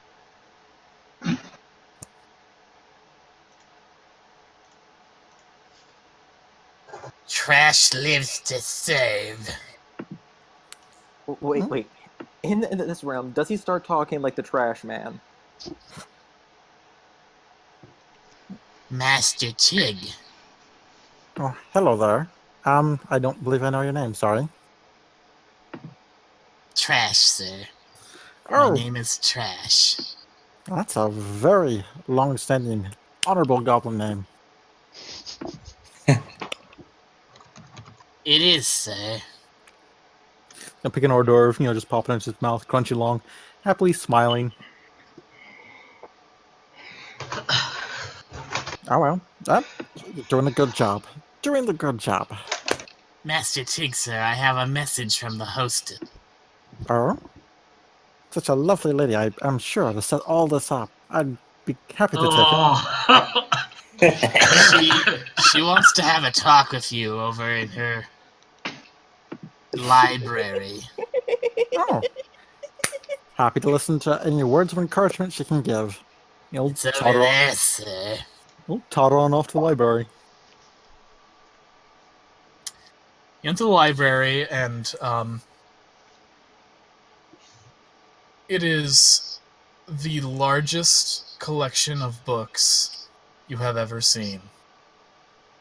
The vestigial part of goblin part of you that fears writing is a little bit terrified. The part of you that fucking loves doing alchemy is overjoyed at the knowledge, especially because every book that you see seems to be related to your craft. Oh wow. Reams and reams of information here. There are books that you've heard of, but were lost. Tons of other books that exist by hearsay, but only exist as 1 or 2 copies in a couple of private laboratories that a goblin like you will never see. There's a curator here, a scientist that you vaguely recognize. He sees you, and when he sees you, there's a sort of pained look on his face. But then he hears someone coming, and he scurries out of the library. Not without giving you one glance before he heads out the door. Tig will kind of, tip his, hoodie. Tip his hoodie to him respectfully. And into the library comes, dressed in a glamorous dress. Just absolutely poofy and just beautifully made, intricate. Lots of shimmering diamonds woven into the fucking fabric and shit. Just really all out pretentious bullshit that rich people like. Is Lady Forsyth. Tig, I'm so pleased to have you here. Oh. Do you like my library? It's quite fascinating. I've only been able to glance at some of the, titles here, and I'm already itching to try and crack one open. Why don't you? Oh. Not a bad idea. Open a book. Just at random. Yeah, it's the life's work of Dr. Henry Geekle. Or Jekyll. You're not sure how to pronounce it. It looks like Geekle, though. There's Mr. Geekle. Interesting. Oh, I think you've read that one before. That sounds vaguely familiar. Oh well. There are quite a few other books here that I think you haven't read yet. Would you like to read them all? I wouldn't mind, but who has the time for that? Well, Is this like a library card system or something? Here's the thing. I need to make some space here, and I was thinking of offloading all these books, and I can't think of a person who'd put them to better use than you. It's a gift. You're gonna get rid of all these books. That seem quite valuable. Oh, they are. Some of these are one of a kind, or believed to have been lost forever. We're really lucky to have found them. Think of all the untold knowledge you could get from here. It is staggering. You would probably need to live substantially longer to read all that, but I also happen to have, and she has a vial. She takes a vial out of her dress. This potion that can extend someone's life. Okay. Tig, I think you can further our knowledge of the world around us, can further the cause of understanding. I'm just gonna I would be delighted to entrust this library into your care and to support you so you can absorb all this research and put it to use.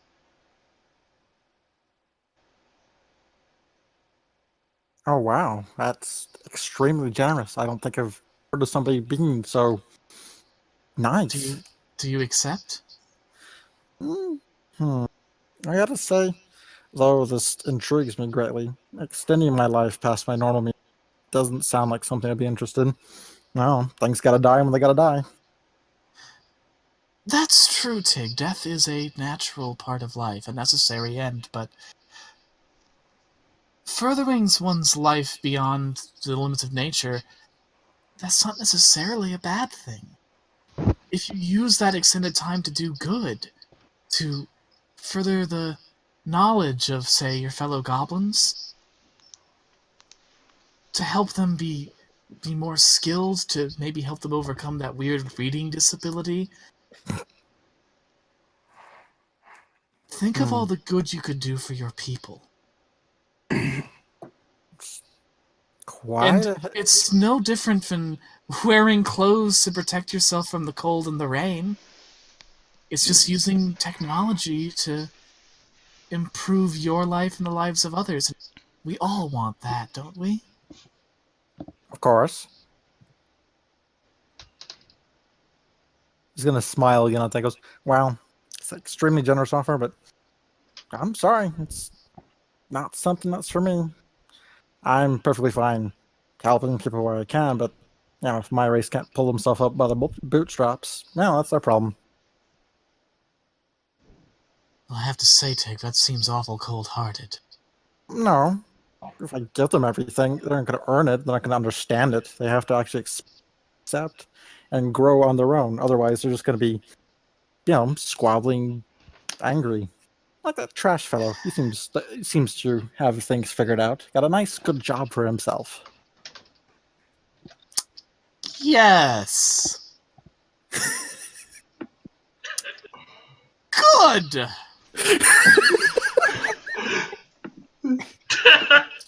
She's smiling uncomfortably at the moment. Is it easy to tell if she's uncomfortable? Yes, it's very, it's weird. It's a little unsettling. You're not sure why her face is smiling like that. Okay. He's gonna frown for a minute and go, "Oh, I'm so sorry, but I can, recommend people if you like." And he's just gonna, kind of pat her on the thigh lightly. Go, "Don't worry, you will find somebody eventually, and they will happily take this position. I will help you find somebody to take this position if you like, but it's not for me." Sweet of you. Well, I have party business to attend to. It's always Excuse a pleasure. me a moment. Always a pleasure, miss. You remind me so much of my mother. So kind-hearted. Oh! And at that, her face just briefly drops into just a furious look before immediately going right back into a smile. How sweet! As she hurries out of the room. Take of that, shrugs, and glances over the shelf, wondering if he can open one of the other books. When you reach out to the other book, the pages are blank. Huh. Strange. It just goes on his way. It goes on his way. Dum-dee-dum-dee-dum. Yep, pretty much. Happily goes on its way. His smile is distinctly wider than it was before, as he The just doors to goes the back library main- close. Red security system. Sweet. The paint begins to peel from the walls. The books begin to age rapidly until they Even- crumble to dust. Even stranger security system. Within minutes, this room looks rotten and old and decayed. Meanwhile,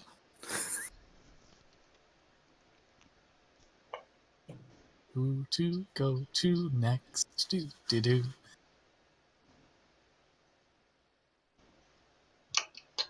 Let's say Howard.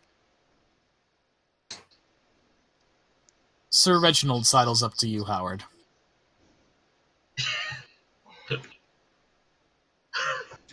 How are you? So Donovan, I trust your judgment in matters of the heart and of honor. I'm having a great deal of trouble dealing with the loss of my precious Alicia. Could you console me a second in the study? Ooh, yes, why, sure. So he takes you to the study. He closes the door when you enter with him, looks at you, and immediately the study turns into a rotten, moldy.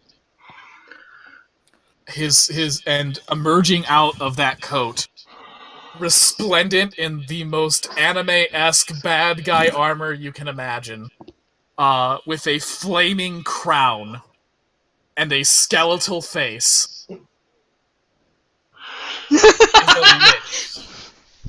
Motherfucker, you stole my name!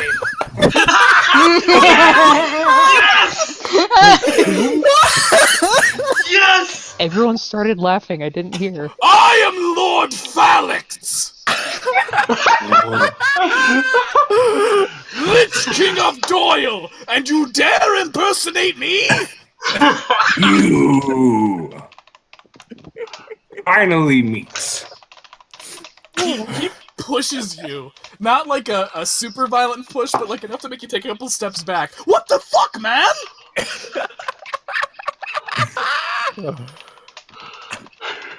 Well, in person, and I was like, well, maybe if I lie to that. You're a fucking knight in armor! And he slaps your chest. You're not supposed to do that! Well, I wasn't at the time. I went through this door, you see, and then... Well, He grabs you by the shoulders and lifts you up to his head. His horrible, gaunt Ghost Rider skull head. I don't care, man! I don't care why you did it! I want to know how you're making it right! Right? Oh, you mean saying sorry? Well, Yeah! And he tosses you back down to the ground. Yeah! Yeah, sorry! Do you know what this has done? I had a trustworthy name. Do you know how hard that is for an evil Lich King? Everyone's like, Phalix, he's conquered nations, he's raised whole armies of the dead, but at least he's the person you can trust by his word. At least he won't break into your house, kill your butler, and set a trap for you. that was only the one time. Yeah, one's enough! One is enough!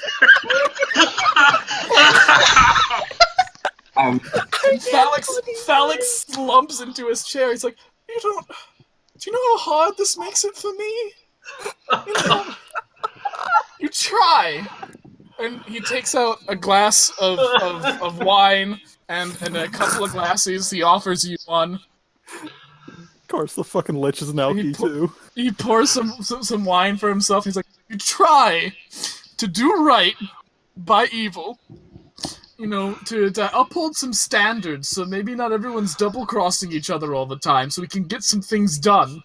Restore a bit of order. You give people casual Fridays. You try to make a good name for yourself. And some asshole comes out and makes everyone think you're a duplicitous dick. Not fair. I suspect you don't have a dead wife. Oh no, Alicia is real. I'm still sore at Shiteson for taking her from. Wait, Shiteson? How is... What's in all this? She's trying to get you all to damn your souls to hell. I was supposed to tempt you, but I don't give a shit. When I made this place with her help centuries ago, I didn't realize she was going to treat it like a timeshare thing. I thought it would be mine, and now she's like, we have to use a place, they won't see it coming, and it's just tired. I had a good thing going. I go at the Fortress of Eternal Pain, I play a couple rounds of golf with Jerry. I almost stopped thinking about Alicia. Now it's all just flooding back. Oh, this is good wine. It's aged really well.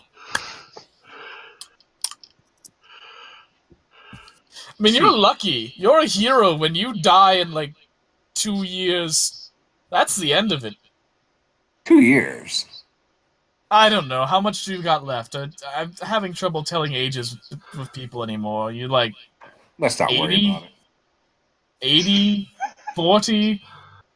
You know, after a point, everyone with skin looks alike. Racist. Fair point. Ugh. As a kobold, I can confirm. Well,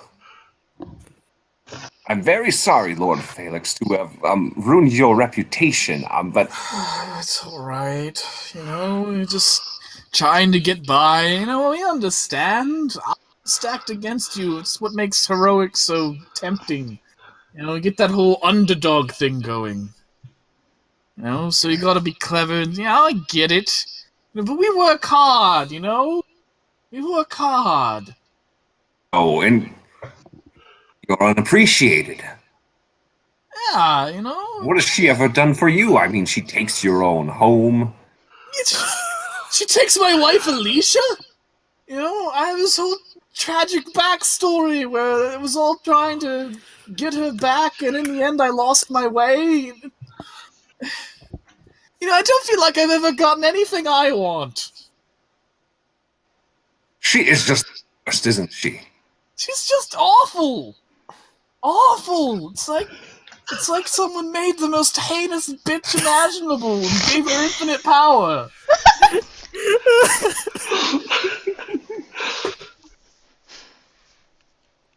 God, I've got whatever it is. I've got half a mind to blow this whole thing open, you know? You do. You know, Zaroff wasn't on board with it. He seems like a got a good head on his shoulders. Yes, indeed. I mean, it's my house. You know, she may have helped build the damn thing, but it's technically mine.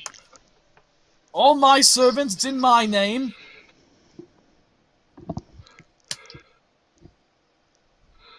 You know, I didn't have to ally with Scheiterson, you know, for this. You know, I'm undead. I had options. I've met Gothcliff myself. She's the one who turned me into a skeleton person, which created this, you know... You know, I want to have a talk with her about it. I feel like she's doing some shit. You know, I have half a mind to ask her to come down here.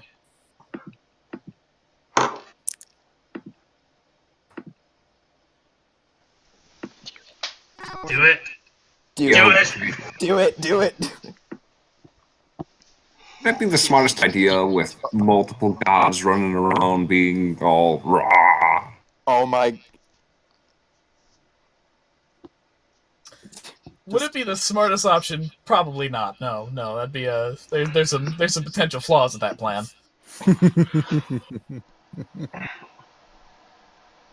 You need... There's potential flaws in that plan. It's kind of been our shtick since the very beginning. Please show Scheiterson. If we could just, you know... Tig likes to do the finger without other gods or anything. We just show her we're good enough on our own. Yeah. Yeah, you know, maybe I don't make my reign of terror so evil after all. Yeah? Maybe I could get start... to her, wouldn't it? Yeah, you know, I could give everybody a house. I could make them all freely employed. We could turn the land of dread into a land of happiness. Ideas. Yeah, I could stop my ban on music and fun having. I could tell the skeletons that they don't have to go out and steal children and stab old people with pitchforks anymore. Do something You know? there. You know, drinking problem.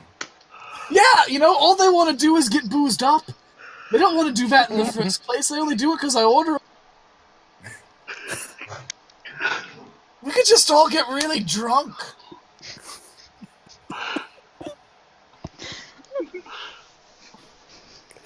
goes. Fuck it.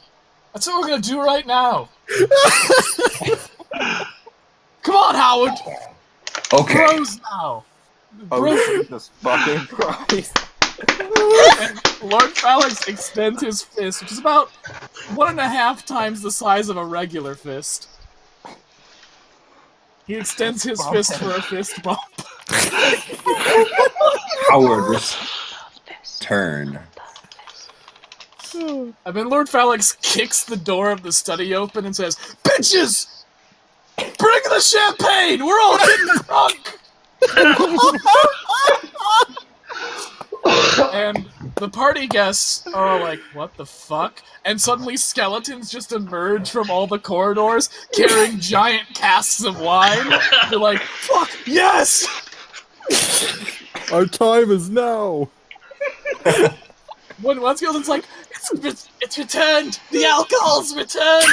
Glorious day!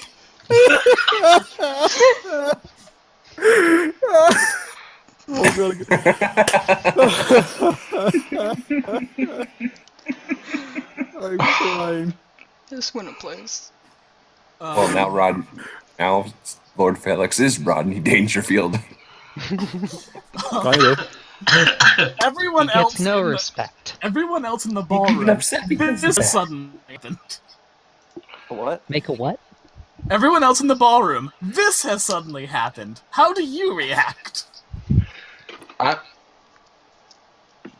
Is that Lord Phalanx? Son of a bitch it is.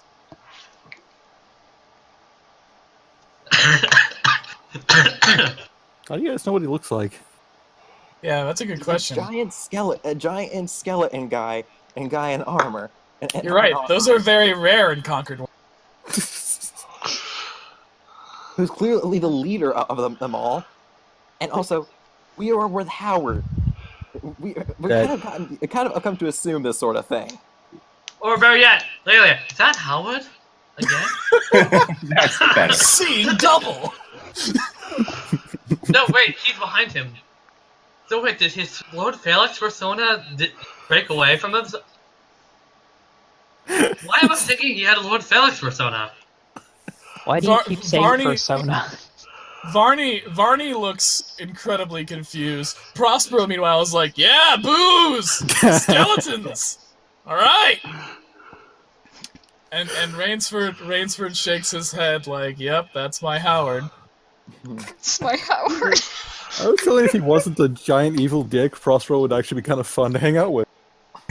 I mean, he's a horrible party animal, but he's also a party animal. Exactly.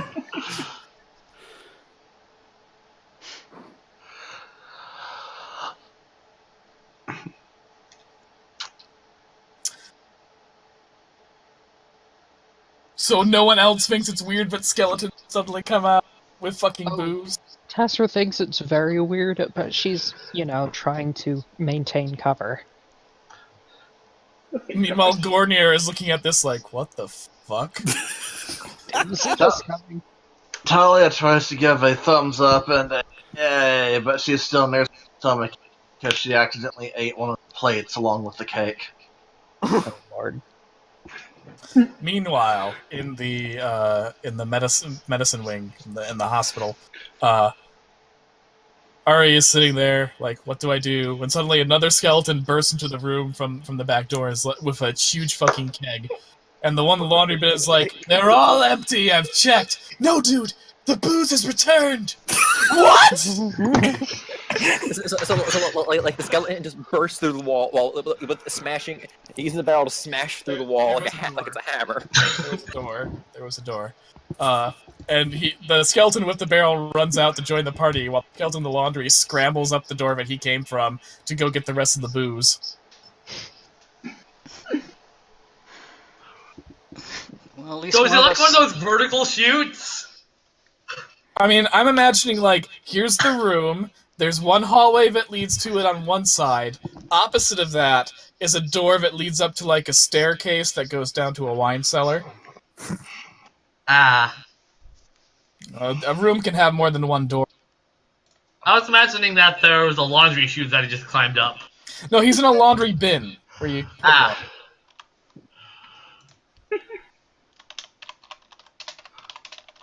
Both are funny. Both are fun.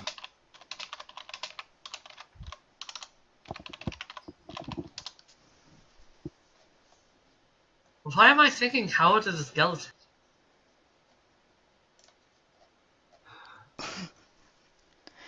Well, at least somebody got what they wanted today. Well, in the absence of anyone doing it, Talia is going to walk to the center of the floor and get down. Sadly, Prospero follows you. Yeah! He starts dancing. Some of the skeletons start dancing. The other guests, they're not sure if this is how this was supposed to go. They start dancing. Lady Forsyth. Lady Forsyth enters the room.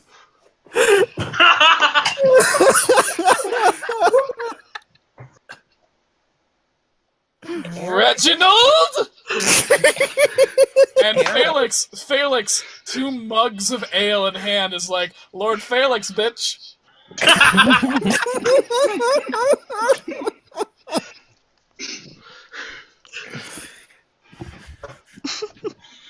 And Lady Forsyth turns beet red. Her once white dress turns red and black as smoke begins to pour out from underneath it. And as she moves towards Lord Felix, she begins to grow in size. And as she grows, she gets more and more demonic looking. Do you forget who I am? Yeah, Howard told me that you are a bitch. Tassra is going to try and whip everyone in the crowd up for cheering. Yeah!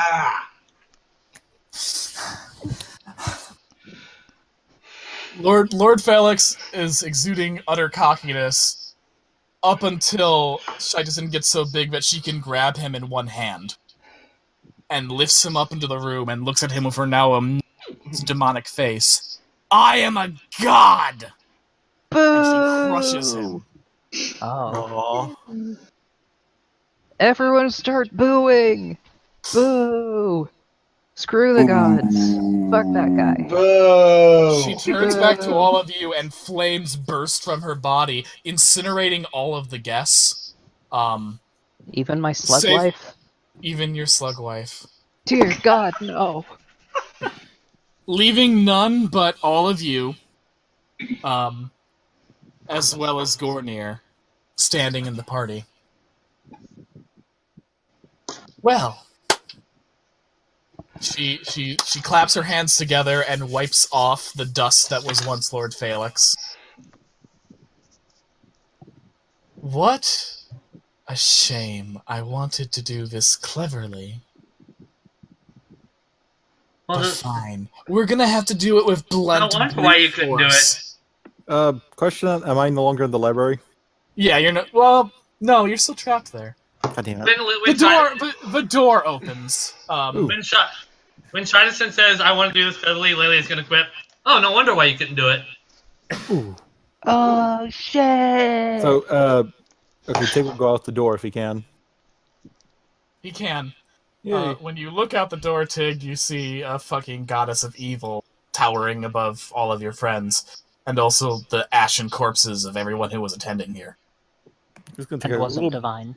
just gonna take Wait a little second, breath in. Did she kill Bogrel? Yeah. That Wait, is Bogrel actually dead? I mean, yeah, he got incinerated. Talia's just. You going killed to- Arnonica, you motherfucker! Was Bogrel really your Nanika? No. Yes! It was Talia's Nautico. That's all that He was matters. Talia's more an just going- on-running joke you guys often forgot existed. Let's be fair here. Yeah. Talia's going to look up at her and just whisper, I'm going to remember that. Wait. Is it time that we let loose with Bokrog again? No, don't ask me to do that again. Oh, I don't think you're going to find that's going to work here anyways. This is my house now. and we're going to have a little chat. Tig is gonna pick his way through the dead body, just kind of walking through. Goes, oh, Lady Forsyth. Seems to be an accident happened Oh here. no, you can shut your fucking mouth. I've had enough of you today. That's awful rude of you, Lady Forsyth. Yeah, I'm actually Shitus and Goddess of Evil, so you can just... Excuse me, Shitty-san. I'm sorry. Lady Shitty-san, that was rather rude of you to address guests, in your house like that. Tell her, Tig. It's an awful poor ball, if I had to say so. I can't tell if he's still under the spell or if he's just screwing with everyone. What do you think? Honestly, I say both. No, I can't admit, Oh, we're missing one more. Cat! And suddenly, Ari and Buddy both appear about 20 feet above the ground in the room before dropping. Tasser jumps to try and catch them. It's Well, not going to work I well. have featherfall boots, so it's not gonna do shit. You don't Does wanna to be on Buddy, the though. He lands pretty hard. Okay, we're all here. I've already made my offer to 2 of you. The idiot was supposed to make an offer to a 3rd of you, and eventually I'd work my way through. But it seems you morons just can't play a game right, so... We'll do this the blunt, brute force, stupid way that you all seem to enjoy so much. Era's just gonna kind of look at her and just say, "I imagined you bigger." Yeah, I've already got you in my clutches, but Honestly, still doesn't mean I'm not gonna be able to. I'm not gonna make it hard for you. oh, I would love to see you try. Listen, the fact of the matter is you're fucking up some good things I have going. I'm sick of it. We noticed. This is my attempt to be nice. And to make it so that we both get what we want. And I've already offered you some pretty generous things. What promises are gonna bite it? Promises are gonna bite us in the end. I keep my promises! I am a goddess. My word is law. You're the goddess of evil. You really think any of these people are gonna be that stupid? Honestly, honestly, I expected you to actually know about who these people are. You know, I don't think I'd be talking about stupidity if I blew up an entire wing of college students just because I felt like making a dramatic splash of some dynamite. And Oh, and hey, that one just keeps raking up the body count for you because poor little Bogrel, he wouldn't have shown up if you hadn't killed his crush. Ouch. Fuck. I really thought Bogrel was a bad guy. Really? Yeah, that was actually really funny. I thought about playing with that a little bit, but I've got so many irons in the fire already. Simple thing, I'm a goddess, infinite power. One of the most powerful goddesses, and to be honest, all of you mortals are the reason I have that power. You believe that evil is such a strong force in your lives that I can do almost anything. And I am offering to use that vast amount of resources you have given me in your favor just for the sake of getting you out of my shit. You've already stolen some of my favorite toys. You are ruining a long-held plan I've had for the benefit of humanity, Howard. Think about that, for the benefit of humanity. Boo. And some other things. Look, you are right, Shidison. Evil is an overwhelming power. But you know what we also believe? Together, we can overcome it. So you can take whatever deal you have and shove it straight up your hooch. Oof. I was worried for a minute that you'd mention that daft cunt, who is my opposite for a moment there, but I'm very glad you didn't. Instead, you relied on your own strength as a human, and that's what I love about them so much. They think they're so great. They're not. Exactly. But they are becoming quite a dominant force, and I'm very fine with that. Look, look, look. I get it. I'm evil, you don't trust that, blah, blah, blah. But you have not heard my side of this. Evil can't exist if there's no one to believe in it and no one to do it. The world is about to end. I am going to keep that from happening unless you screw it up, which you are. I have laid plans to keep this end from coming. Plans that are hundreds of years old, and you have been systematically fucking up every one of them. Hundreds of years old and 5 fucking idiots are screwing them up. How good are you for anything? Yeah, you'd think an infinite power goddess would be able to do more. Buddy, Eddie Gein, a couple other surprises I don't want to reveal yet. All of them were designed to take this thing out, and instead you've let them run amok? No, let's see. We managed to put them all in a home. So far, they've all managed to put them in homes where they actually won't be treated like shit. They've also currently been summoning. I mean, the force is magnitudes more powerful than them, and all the while you've been able to do precisely jack and shit. Oh, and you've been controlling it so well. Again, remind me how Shelley turned out. You killed more people than the actual villain there! I'm just going to uncork an alignment potion, and I'm going to give it to Buddy. Don't you fucking do that. Don't you fucking do that! Buddy, I look her straight in the eye the entire time I do it. Chug. Chug. Chug, Chug. chug, Chug. Yeah, Buddy drinks it. Oh, fucking hell. Fine! She rages. It's war then. I'm going to throw everything I have at you. I'm going to crush you. Doing such I good will job make it so that far. People Oh yes, like my father. Woo. I gotta say, The thing about evil goddess, is like Howard said, we believe we can beat it. So bring it on, you salty bitch. I have to say, this is rather out of character for you. You're usually so kind and nice. I have no idea what happened with this weird turn of events. It's not like I'm going to grab him How by do the you ear feel and about- twist. How would you like to see your mother again, Tig?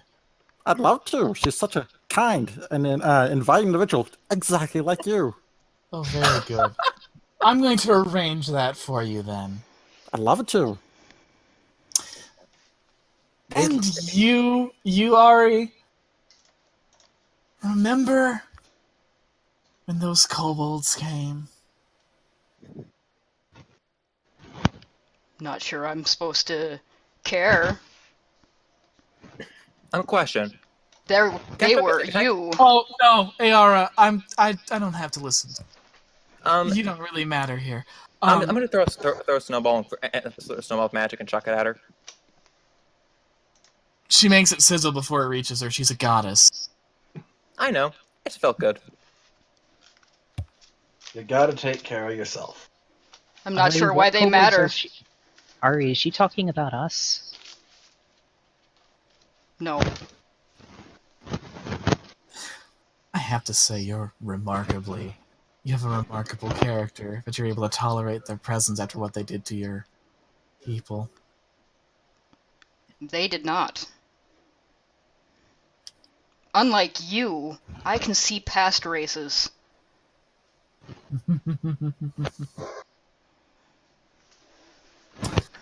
Well, I have to say I'm disappointed. But I am going to enjoy crushing all of you. Oh wow. Like all the demons and all the tempting you've done all my fucking life. Ooh.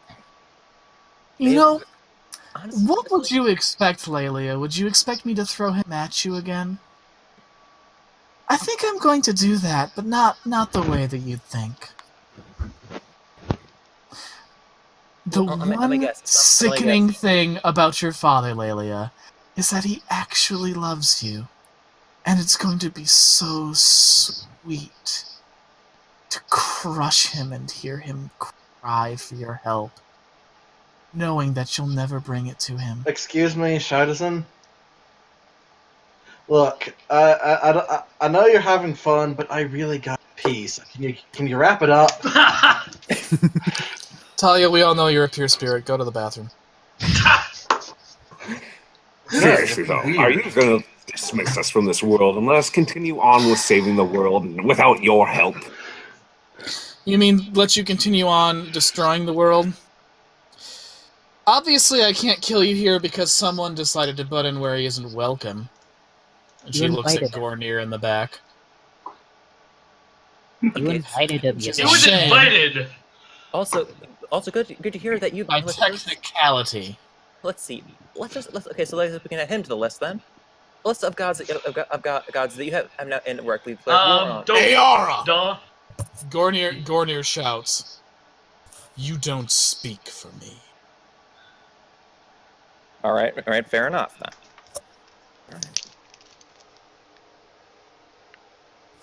And then Gornir looks at Shaitason, and yes, you won't be allowed to harm them while I'm here. You should know, Shaitason, there are rules about this. God, you make me long for the company of Anarton. Fine, take them all out. I'm going to get them anyways. And your little kobolds, too. Oh wow, how cliche.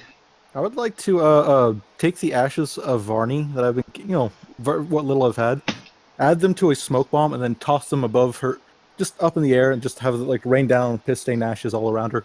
By the way, I return your acolyte, just to show my faith. Also, Shaitason, if you're gonna shit-talk a god, you probably shouldn't do it to one that is more powerful than you are ever going to be. Make a perception check. Everyone? Everyone who heard that one-liner. Do I have to too, because I said it? Yeah, you do. Okay, Okay.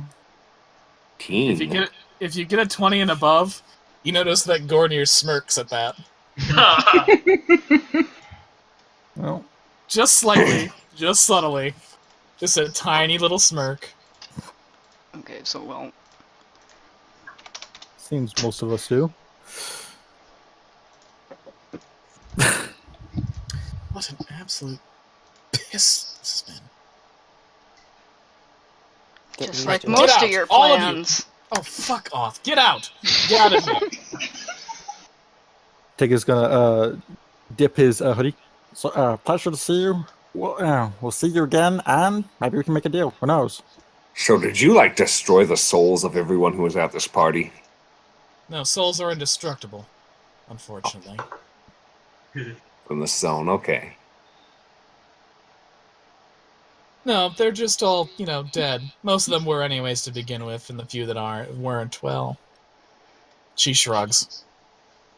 I'll send the rest of your followers down soon, don't worry. Okay, Araya, have a good time with that. Oh, shit. I'm really going to enjoy helping out my friends more than I really should. I'm going to enjoy it when your sister finds out what you did. It'll be really nice to see the look on her face when she realizes what you are. Ta-ta! Enjoy being cold and alone in the universe, as you ultimately end up. Well, you'd know what that feeling is like, wouldn't you? Both of you stop dragging it out. I really have to go pee. And you guys wake up in Mephaus' shack after a night where you guys probably drank a bit too much. Or at least most of you did. Tigger's going to brush himself. He goes, yep. Gods, just like every other failed race. Virka, you hear in your head, Virka! Virka! Virka! Virka! Virka! Virka! What? Wow, Why? she was a bitch. I couldn't feel you anymore. What happened? That's some god bullshit, but we're okay. We're good now, I think. I don't understand, and I was really worried. It was really quiet, and I wasn't sure what happened. And you weren't here I'm not anymore. quite sure what happened either, but it's okay. We're good. It's okay. Okay. Since Tasra is so small and also doesn't have Tig's poison resistance, she is dealing with it the worst, probably. And the room is spinning. Wait. Ari, didn't you give Buddy that potion? Yeah. Speaking of, Buddy is yeah. in this place. Does anyone check on Buddy? Yes, went straight to Buddy when I woke up. And I kneel down and I hold his head in my hands and I look in his eyes. Buddy is unconscious, but he's glowing faintly with a white light. His goth as hell undead armor is beginning to reforge itself.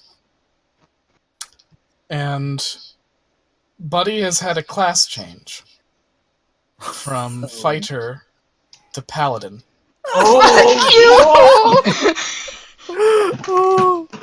Nice. And I now have to restat Buddy as a unique, chaotic good. Well, paladin. fuck me! That was the best joke. I like to imagine like the entire thing. It's like with a cat just like looking at like I say, don't wait, like a cat like don't knock that over. As looks at you, knocks it over the table anyway. No, Yeah, Ari likes paladins. She just doesn't like shitty paladins. Buddy is now the first paladin of Gothcliff. God. And that's where we'll end today's filler session because I knew it would be short and I didn't want to fuck up the session I had planned, so I pulled one out of my ass on the fly. Chaotic paladins? Yeah. Well, So normally no, paladins have to be lawful, but I think that's bullshit. I think with a paladin you just have to be in your alignment. That's how I house rule it. There are some special classes that people have come up with. I remember a chaotic good one was the Divine Liberator, I think. Mm-hmm. Okay, I'll be right back. I have to go pick up Shannon. Okay. I have a feeling that you did this, like, before I yelled at that paladin, but now I feel like it's you just saying, well, fuck you, you're gonna have a paladin anyway. Deal with it! Actually, I didn't, when you guys got the whole alignment changing stuff and started fiddling with that, I was like, well, if they use it on Buddy, what's gonna happen? Like, well, first of all, since that potion was originally designed to help a vampire break free of its alignment restrictions, it would definitely work on Buddy. Gothcliff has also taken special interest in Buddy, and the particularly tragic circumstances of how Buddy became to be are something to take into account, and I was like, there should be something more dramatic than just Buddy is good now. And I thought, it would be interesting if there was a class change, if mechanically Buddy works differently as a result of this. And it's like, oh, Paladin. He's not going to be lawful because, I mean, he's still going to have some of his personality retained. He's not going to be a completely new character. So, thus janking the rules. But I'm a GM, so I can. And making a chaotic good paladin. But, yeah. Also, I like that Gornir has sort of soft thrown in his lot behind, or against Shiasen. Mm-hmm. I mean, even if he's not, like, dedicated to the cause yet, he's like, she's a petty bitch, and she's not going to forget this. Yeah. Backstory lore, Gornir and Gotchmore were once one being, and neither one likes being a fractured part. And the reason they were fractured into two beings was because the Ascended Gods, including Shaitasin, waged war on them and targeted Gandernog specifically. So, even though Gornir and Shaitasin are both evil gods, Gornir is not fond of the woman. Understandable. So it's like, I'm not officially with you, but if it's against her, fuck yeah. I'll help you out this one instance. It's like, Ooh. I'm not with you, but I will not let that fucking bitch do anything to cross me. Nothing is allowed. She has no gray zones. Kobolds are fucking mine. Wyverns are fucking mine. Whew, I got some blood pumping. So yeah, I think I managed to make that session actually develop some things, despite the fact that I pulled it out of my butt. I pretty no longer have to roll for Felix anymore. Aw, damn it, it was fun. And I got to kiss a slug. I feel like the Felix plotline resolved about as well as it ever was. Oh, damn. If it worked on Buddy, we should give a potion to Eddie Gein. Yeah, I was about to imagine that, like, Mhm. just to flip the middle finger off to her all the way. Oh yeah. Well, he's in fucking Stoker, at least he was last I heard. I'll see if I can't get a potion out to him via the mayor. Still got to deliver her damn arms, too. Did you all enjoy how that show began? God, yes. I know it began, but I once got it a little- really got going. I got a little confused at first, like, oh, he's doing a thing. I know what he's doing now. Yeah, at first we thought you were just going off on a tangent. Which, of course, I was. Yeah. We weren't sure with you, TT. I We know. couldn't tell if you were being serious or not. Which is why it was so fun when I kept going with it. Yeah, You'll also- I just kind of figured I'm going to do the most outlandish shit because I figure it's not really going to affect the canon plotline. And it ended up, it did affect the canon plotline, but not in the way I would have expected. Yeah, I kind of did that too, but it was more Tig testing things. I was just rolling with it. Yeah, just started rolling with it, and there it went. Let's see what Oh. happens. But I could not let those two take Buddy down that hallway without following, like, in character Obviously. or out of character. Yeah. He's your Like, buddy even if boy. you didn't know who he was, it's like a kid is like being dragged away by doctors. Ari is not going to sit that one out. Yeah, she's apparently a mother, whether she likes it or not. And it was fun bringing back some of the old villains. I love how Zeroff was like, no, I like Howard too much. He may have killed me, but fuck it, I'm enjoying myself. I love Zeroff. Oh my god, that was fucking fantastic. So, Zeroth included, all of, like, the evil souls just go back to hell, like, fuck, we're back in Detroit or something. Yeah. I mean, I imagine that, now Shidason's really going to try to go hard on Zeroff, but if you read what Rubicante said about Zeroff hasn't exactly been the easiest person to punish in hell anyway. He'll just escape again and go on another hunt. It's like a Joker in Arkham Asylum, just it's him going on a big game hunt. Oh god. They're sending battle demons after me today. There's a folkloric character that you don't see much nowadays that I really like, which is the person who is bad enough that they can't go to heaven, but also is willful enough and annoying enough and frustrating enough that Satan just doesn't want him in hell anymore. Where it's just like, I'm sick of dealing with this asshole. And so he wanders the earth because no one wants him anywhere. And I feel like Zeroff could eventually become that kind of character. Oh god. If he's anything like the Joker, then I imagine he probably breaks everyone out occasionally. It's like a yearly get together. So I saw what you snuck in there, TT. Where? He snuck in a lot of things. He knows what he did. Alright. You said about the Also, kobolds? Tassra now knows Oh, yeah. what exactly happened to Ari. Or her tribe. Well, there's a bit more to that than Shidason implied. Shidason was trying to skew it to cause some discord. Well, as I know an that's evil not the- goddess does. Obviously, Yeah. it wasn't the whole story, but still, it, like, opens up venues. Yeah. So you can't... So it's almost like you can't trust what the God of Evil says. Weird. Lord was going to bring up her counterpart.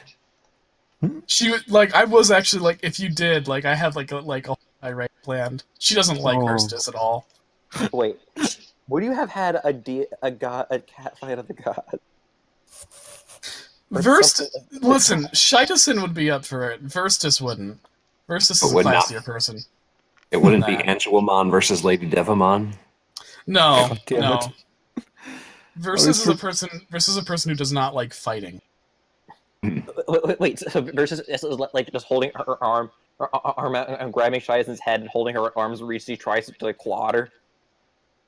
Like the godly version of that, probably. Yeah. Until, one of Versus' friends, like Henran, comes in and swats Shidison away. But yeah, hopefully now Shidison is developed as an antagonist to the point where she's not just an evil person. I mean, she is, but, there's a bit of personality to it at this point, hopefully. I'm glad she didn't even bother trying to corrupt the kobolds. She just knows that's not a winning fight. Yeah, well, there was also someone glowering at her and standing in the way. Yeah. Also, And- she probably already had the assumption that kobolds already skewed towards evil anyway, so she wouldn't need to try hard. And Howard kind of fucked everything up before she could get to her other temptations. That was What was amazing. Lelia's temptation gonna Oh be? my god. Yeah, what were the other temptations wonder- going to be? Being Shidison, she was going to try to appeal to all of your better natures. She would, she would offer to bring back the leader of your old tribe and, of Tazra's old tribe. She would offer to heal Virka so Virka wouldn't have to have Boone inside her anymore. She would offer to give Lelia and Kay the loving life that they always wanted, with a community that supports them and cares for them. Lelia already has a house. She's gonna say no to that. No, it's not just a house. It's not just Kay. It's the environment Lelia never had. An environment where everyone doesn't judge her for being a tiefling. Maybe Wonder even what taking away those signs.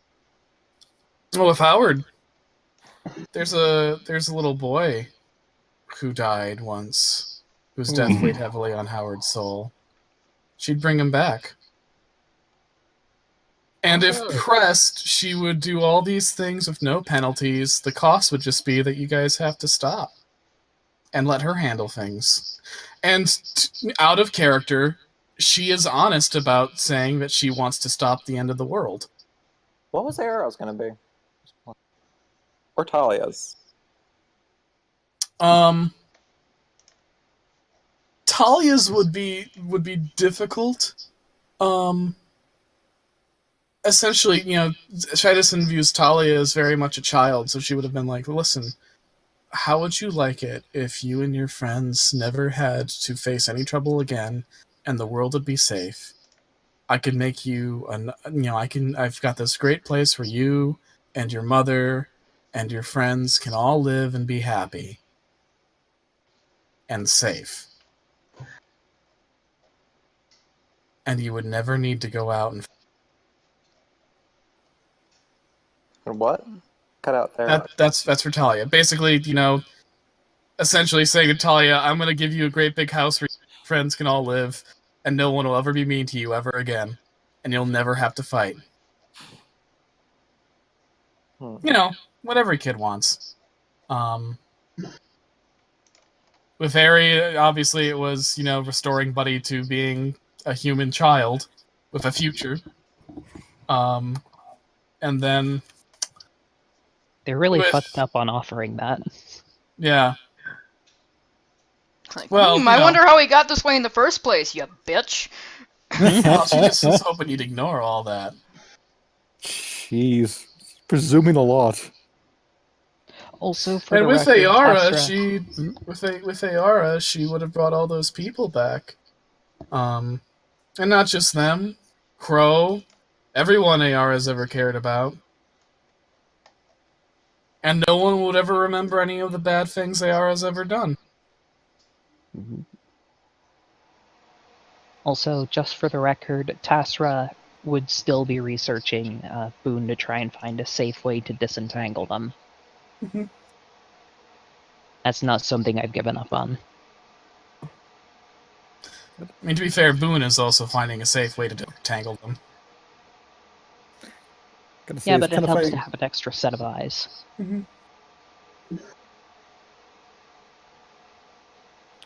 I gotta say, it's kind of funny that people keep offering Tig knowledge when he's never wanted knowledge. He enjoys Well- it, but he's never wanted it. Shidison's not a great judge of character. No, I just think it's funny that it's a thing that everybody gets offered. It's like, I don't want it. I mean, that's the assumption with an alchemist. They're studying the unseen secrets of the natural world. Obviously, that's got to be your in, right? You're just trying to survive. Fuck the unseen secrets and all that nonsense. I mean, it's nice if he stumbles across it, but To be fair, she offered him survival, too. yeah, not the survival he wants. Also, I don't know if I was pseudo clear, but he was kind of fucking with her from the start. Oh, Yeah, it was clear. I was certain.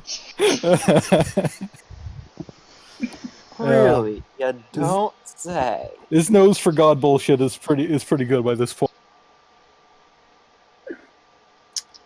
Yeah. So that was fun. Yeah. It was a good little filler.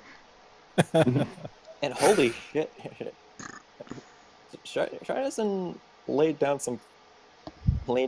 fucking just spitting fucking fire the entire time. Well, yeah, I mean, you guys give a lot of shit, and Shidison's one of those characters where I can give it back because she's a heinous bitch and she doesn't care who knows it. Also, with Ayara, it's kind of easy to see the sore spots. I mean, especially recently, there's obvious pressure points there. Yeah, she tried to push on the rest of us, but our sore spots have healed pretty much, so we just ignored her. It was didn't really try much with the frustrating. kobolds. Well, again, there was someone standing behind them with his arms crossed, like, try it, bitch. She invited them. What did she expect was going to happen? She's not She very didn't- smart. She didn't foresee that bit, because, like most people, Shidison doesn't really think much of kobolds. It was basically an oversight on her part, and when Gornier showed up at the party, had we seen things from her perspective, she would have been like, oh, fuck me. Oh, God, it's just two of them. Why does he care? They're not even worth it. They're pledged to Gotchmore, both of them. Oh, fucking Christ.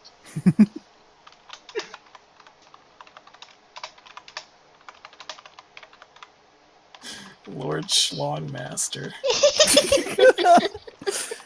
Pulling these names out of your ass. I'm forgetting them constantly. Pulling schlongs out of his ass. Oh. Damn it. Honestly, Shidison's words definitely hit home with Hera. Like, after popping out of it, she basically collapsed.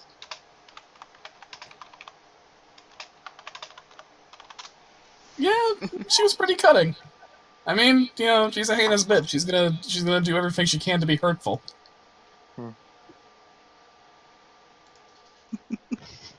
I like that it eventually ended with Ari trying to be snarky again. She's just like, fuck all of you, get out.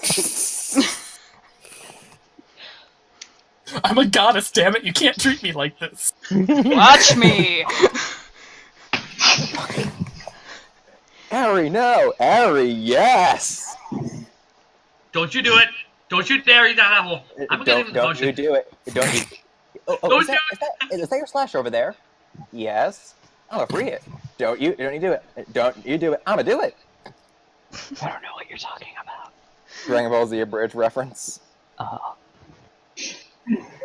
Yeah, I wanted to actually pray to Gothcliff and see if that was a good idea, if that would hurt him or whatever, and then ask his opinion. Mm-hmm. But I guess, telling the goddess of evil to go fuck herself, I'm freeing this soul from you, eat a dick. Oh, you know what I would have done? I should have just used the wand of Uranus that they got from Stoker. It probably wouldn't have worked. We didn't have any. Not to we didn't spoil have that any of those. interaction. Not to spoil the interaction in case you ever still want to do it, but Gotchmore's opinion would have been yes. Oh God, please yes, do that, because that's exactly what she wants. The alignment potion, it doesn't forcibly change you. Like, You mean Gothcliff? Yeah, Gothcliff. I did it too. Yeah, the alignment potion doesn't forcibly change a person's alignment against their will. It allows a person to be what they could have been if there weren't outside forces pulling on them to begin with. Goblins do have like a somewhat supernatural tendency towards evil. The undead definitely are forced into being evil alignments and almost unanimously. And that's what Gothcliff is so pissed about. So, like, giving Buddy the potion is basically saying, what would you be if you got to choose? Okay. Yeah, definitely gonna give that to Eddie Gein. He Yeah, deserves to have nice animals and pet them without wanting to kill everybody. Mm-hmm. It turns out what Buddy wanted to be, if he had the right to choose, would be a hero. good guy knight who protects people. Oh, he wants to be Howard. Yeah. That is adorable. He wanted to be a hero. And that's what he gets to be. Sort of a heartwarming ending for this session. Aw, but all kids love to be. And it was nice. It was nice and light and fun. With characters named Lord Schlongmaster. Oh my god, there was some mood whiplash.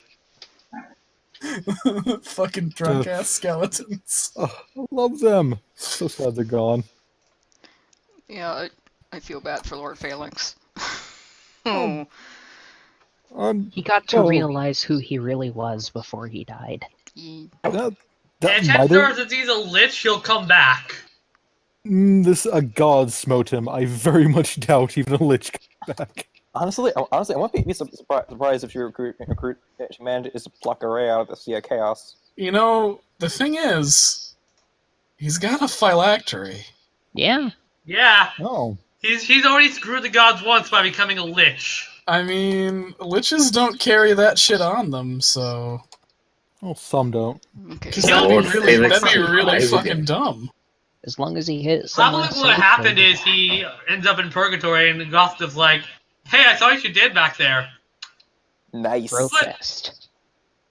You wouldn't mind if you did a thing for me that I could bring you back quicker. Is it Gothcliff or Anarton? You could easily just go, fuck all the gods, chaos, bitch. Whatever happens, Ari's going to send, like, a big old barrel full of booze to Lord Phalanx. Just care of Lord Phalanx. Thanks for the memories. Oh. Sounds good to me. That's sweet. Dear Lord Howard Phalanx, and Lord you did me a Phalanx solid back there. Fisted. Howard leveled up again. Pro-fisting. We need part of that. We need a picture of that. Howard and Phalanx meeting and then being bros after. Meeting it, having a really, intense heart-to-heart, and then bro-fisting and getting drunk together. Also an argument. It started with Lord Phalanx pushing him around. Yeah. Well, that's what I mean. It got really intense for a moment, but then they're like, hey, you're alright, dude. Howard's just kind of like, yeah, it's a bit of a dick move, but yeah, I'm a nice guy. I understand that you're a hero. You gotta do a witty thing. It's just, it really hurt, Is that why you didn't want to do this session without seeing? I mean, I didn't plan for this session tonight. You guys realize I made up all of this on the fly. Yep. Okay. Definitely feel it this session. Still. I didn't want to do this session I didn't want to do plan without Howard. The session I have planned, the whole, even though it's not one of the town sessions, it's still kind of important. So I want everyone there, and I want opportunities to be part of that event in the story. Okay. And I didn't want it to be rushed, which is why when it was like, well, we're starting at 8, and we also need to end before 11, and probably before 10.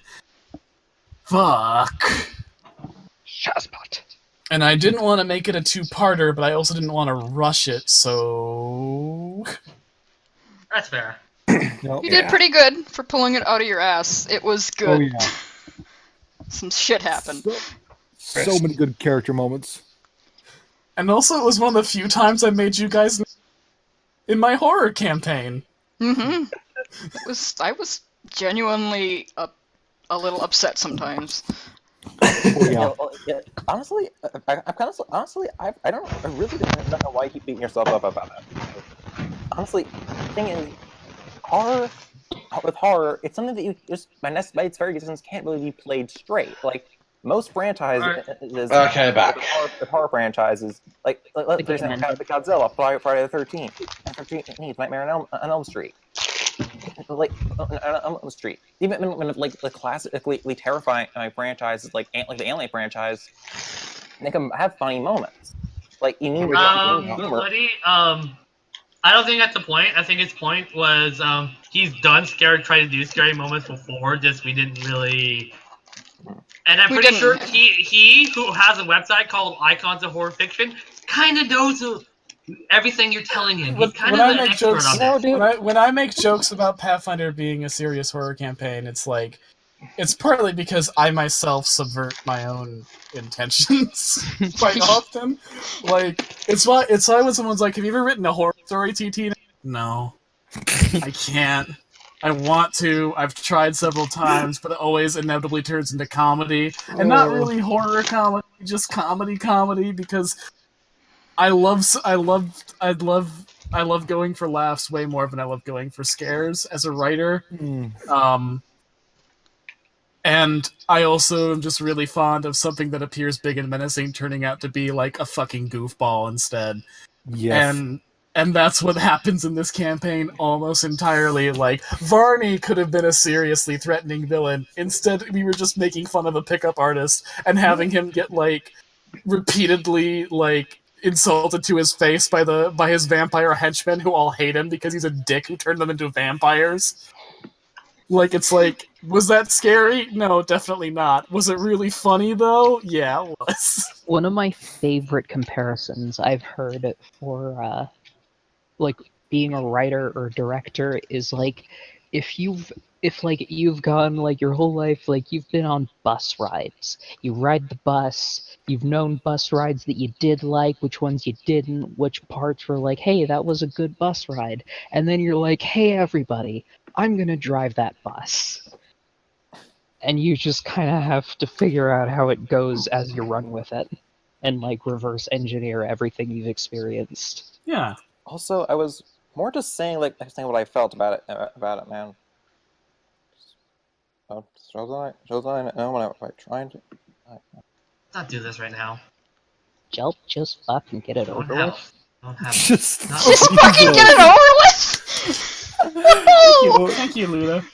What was that legendary quote from the good old Yu-Gi-Oh! Bridge? Just fuck already!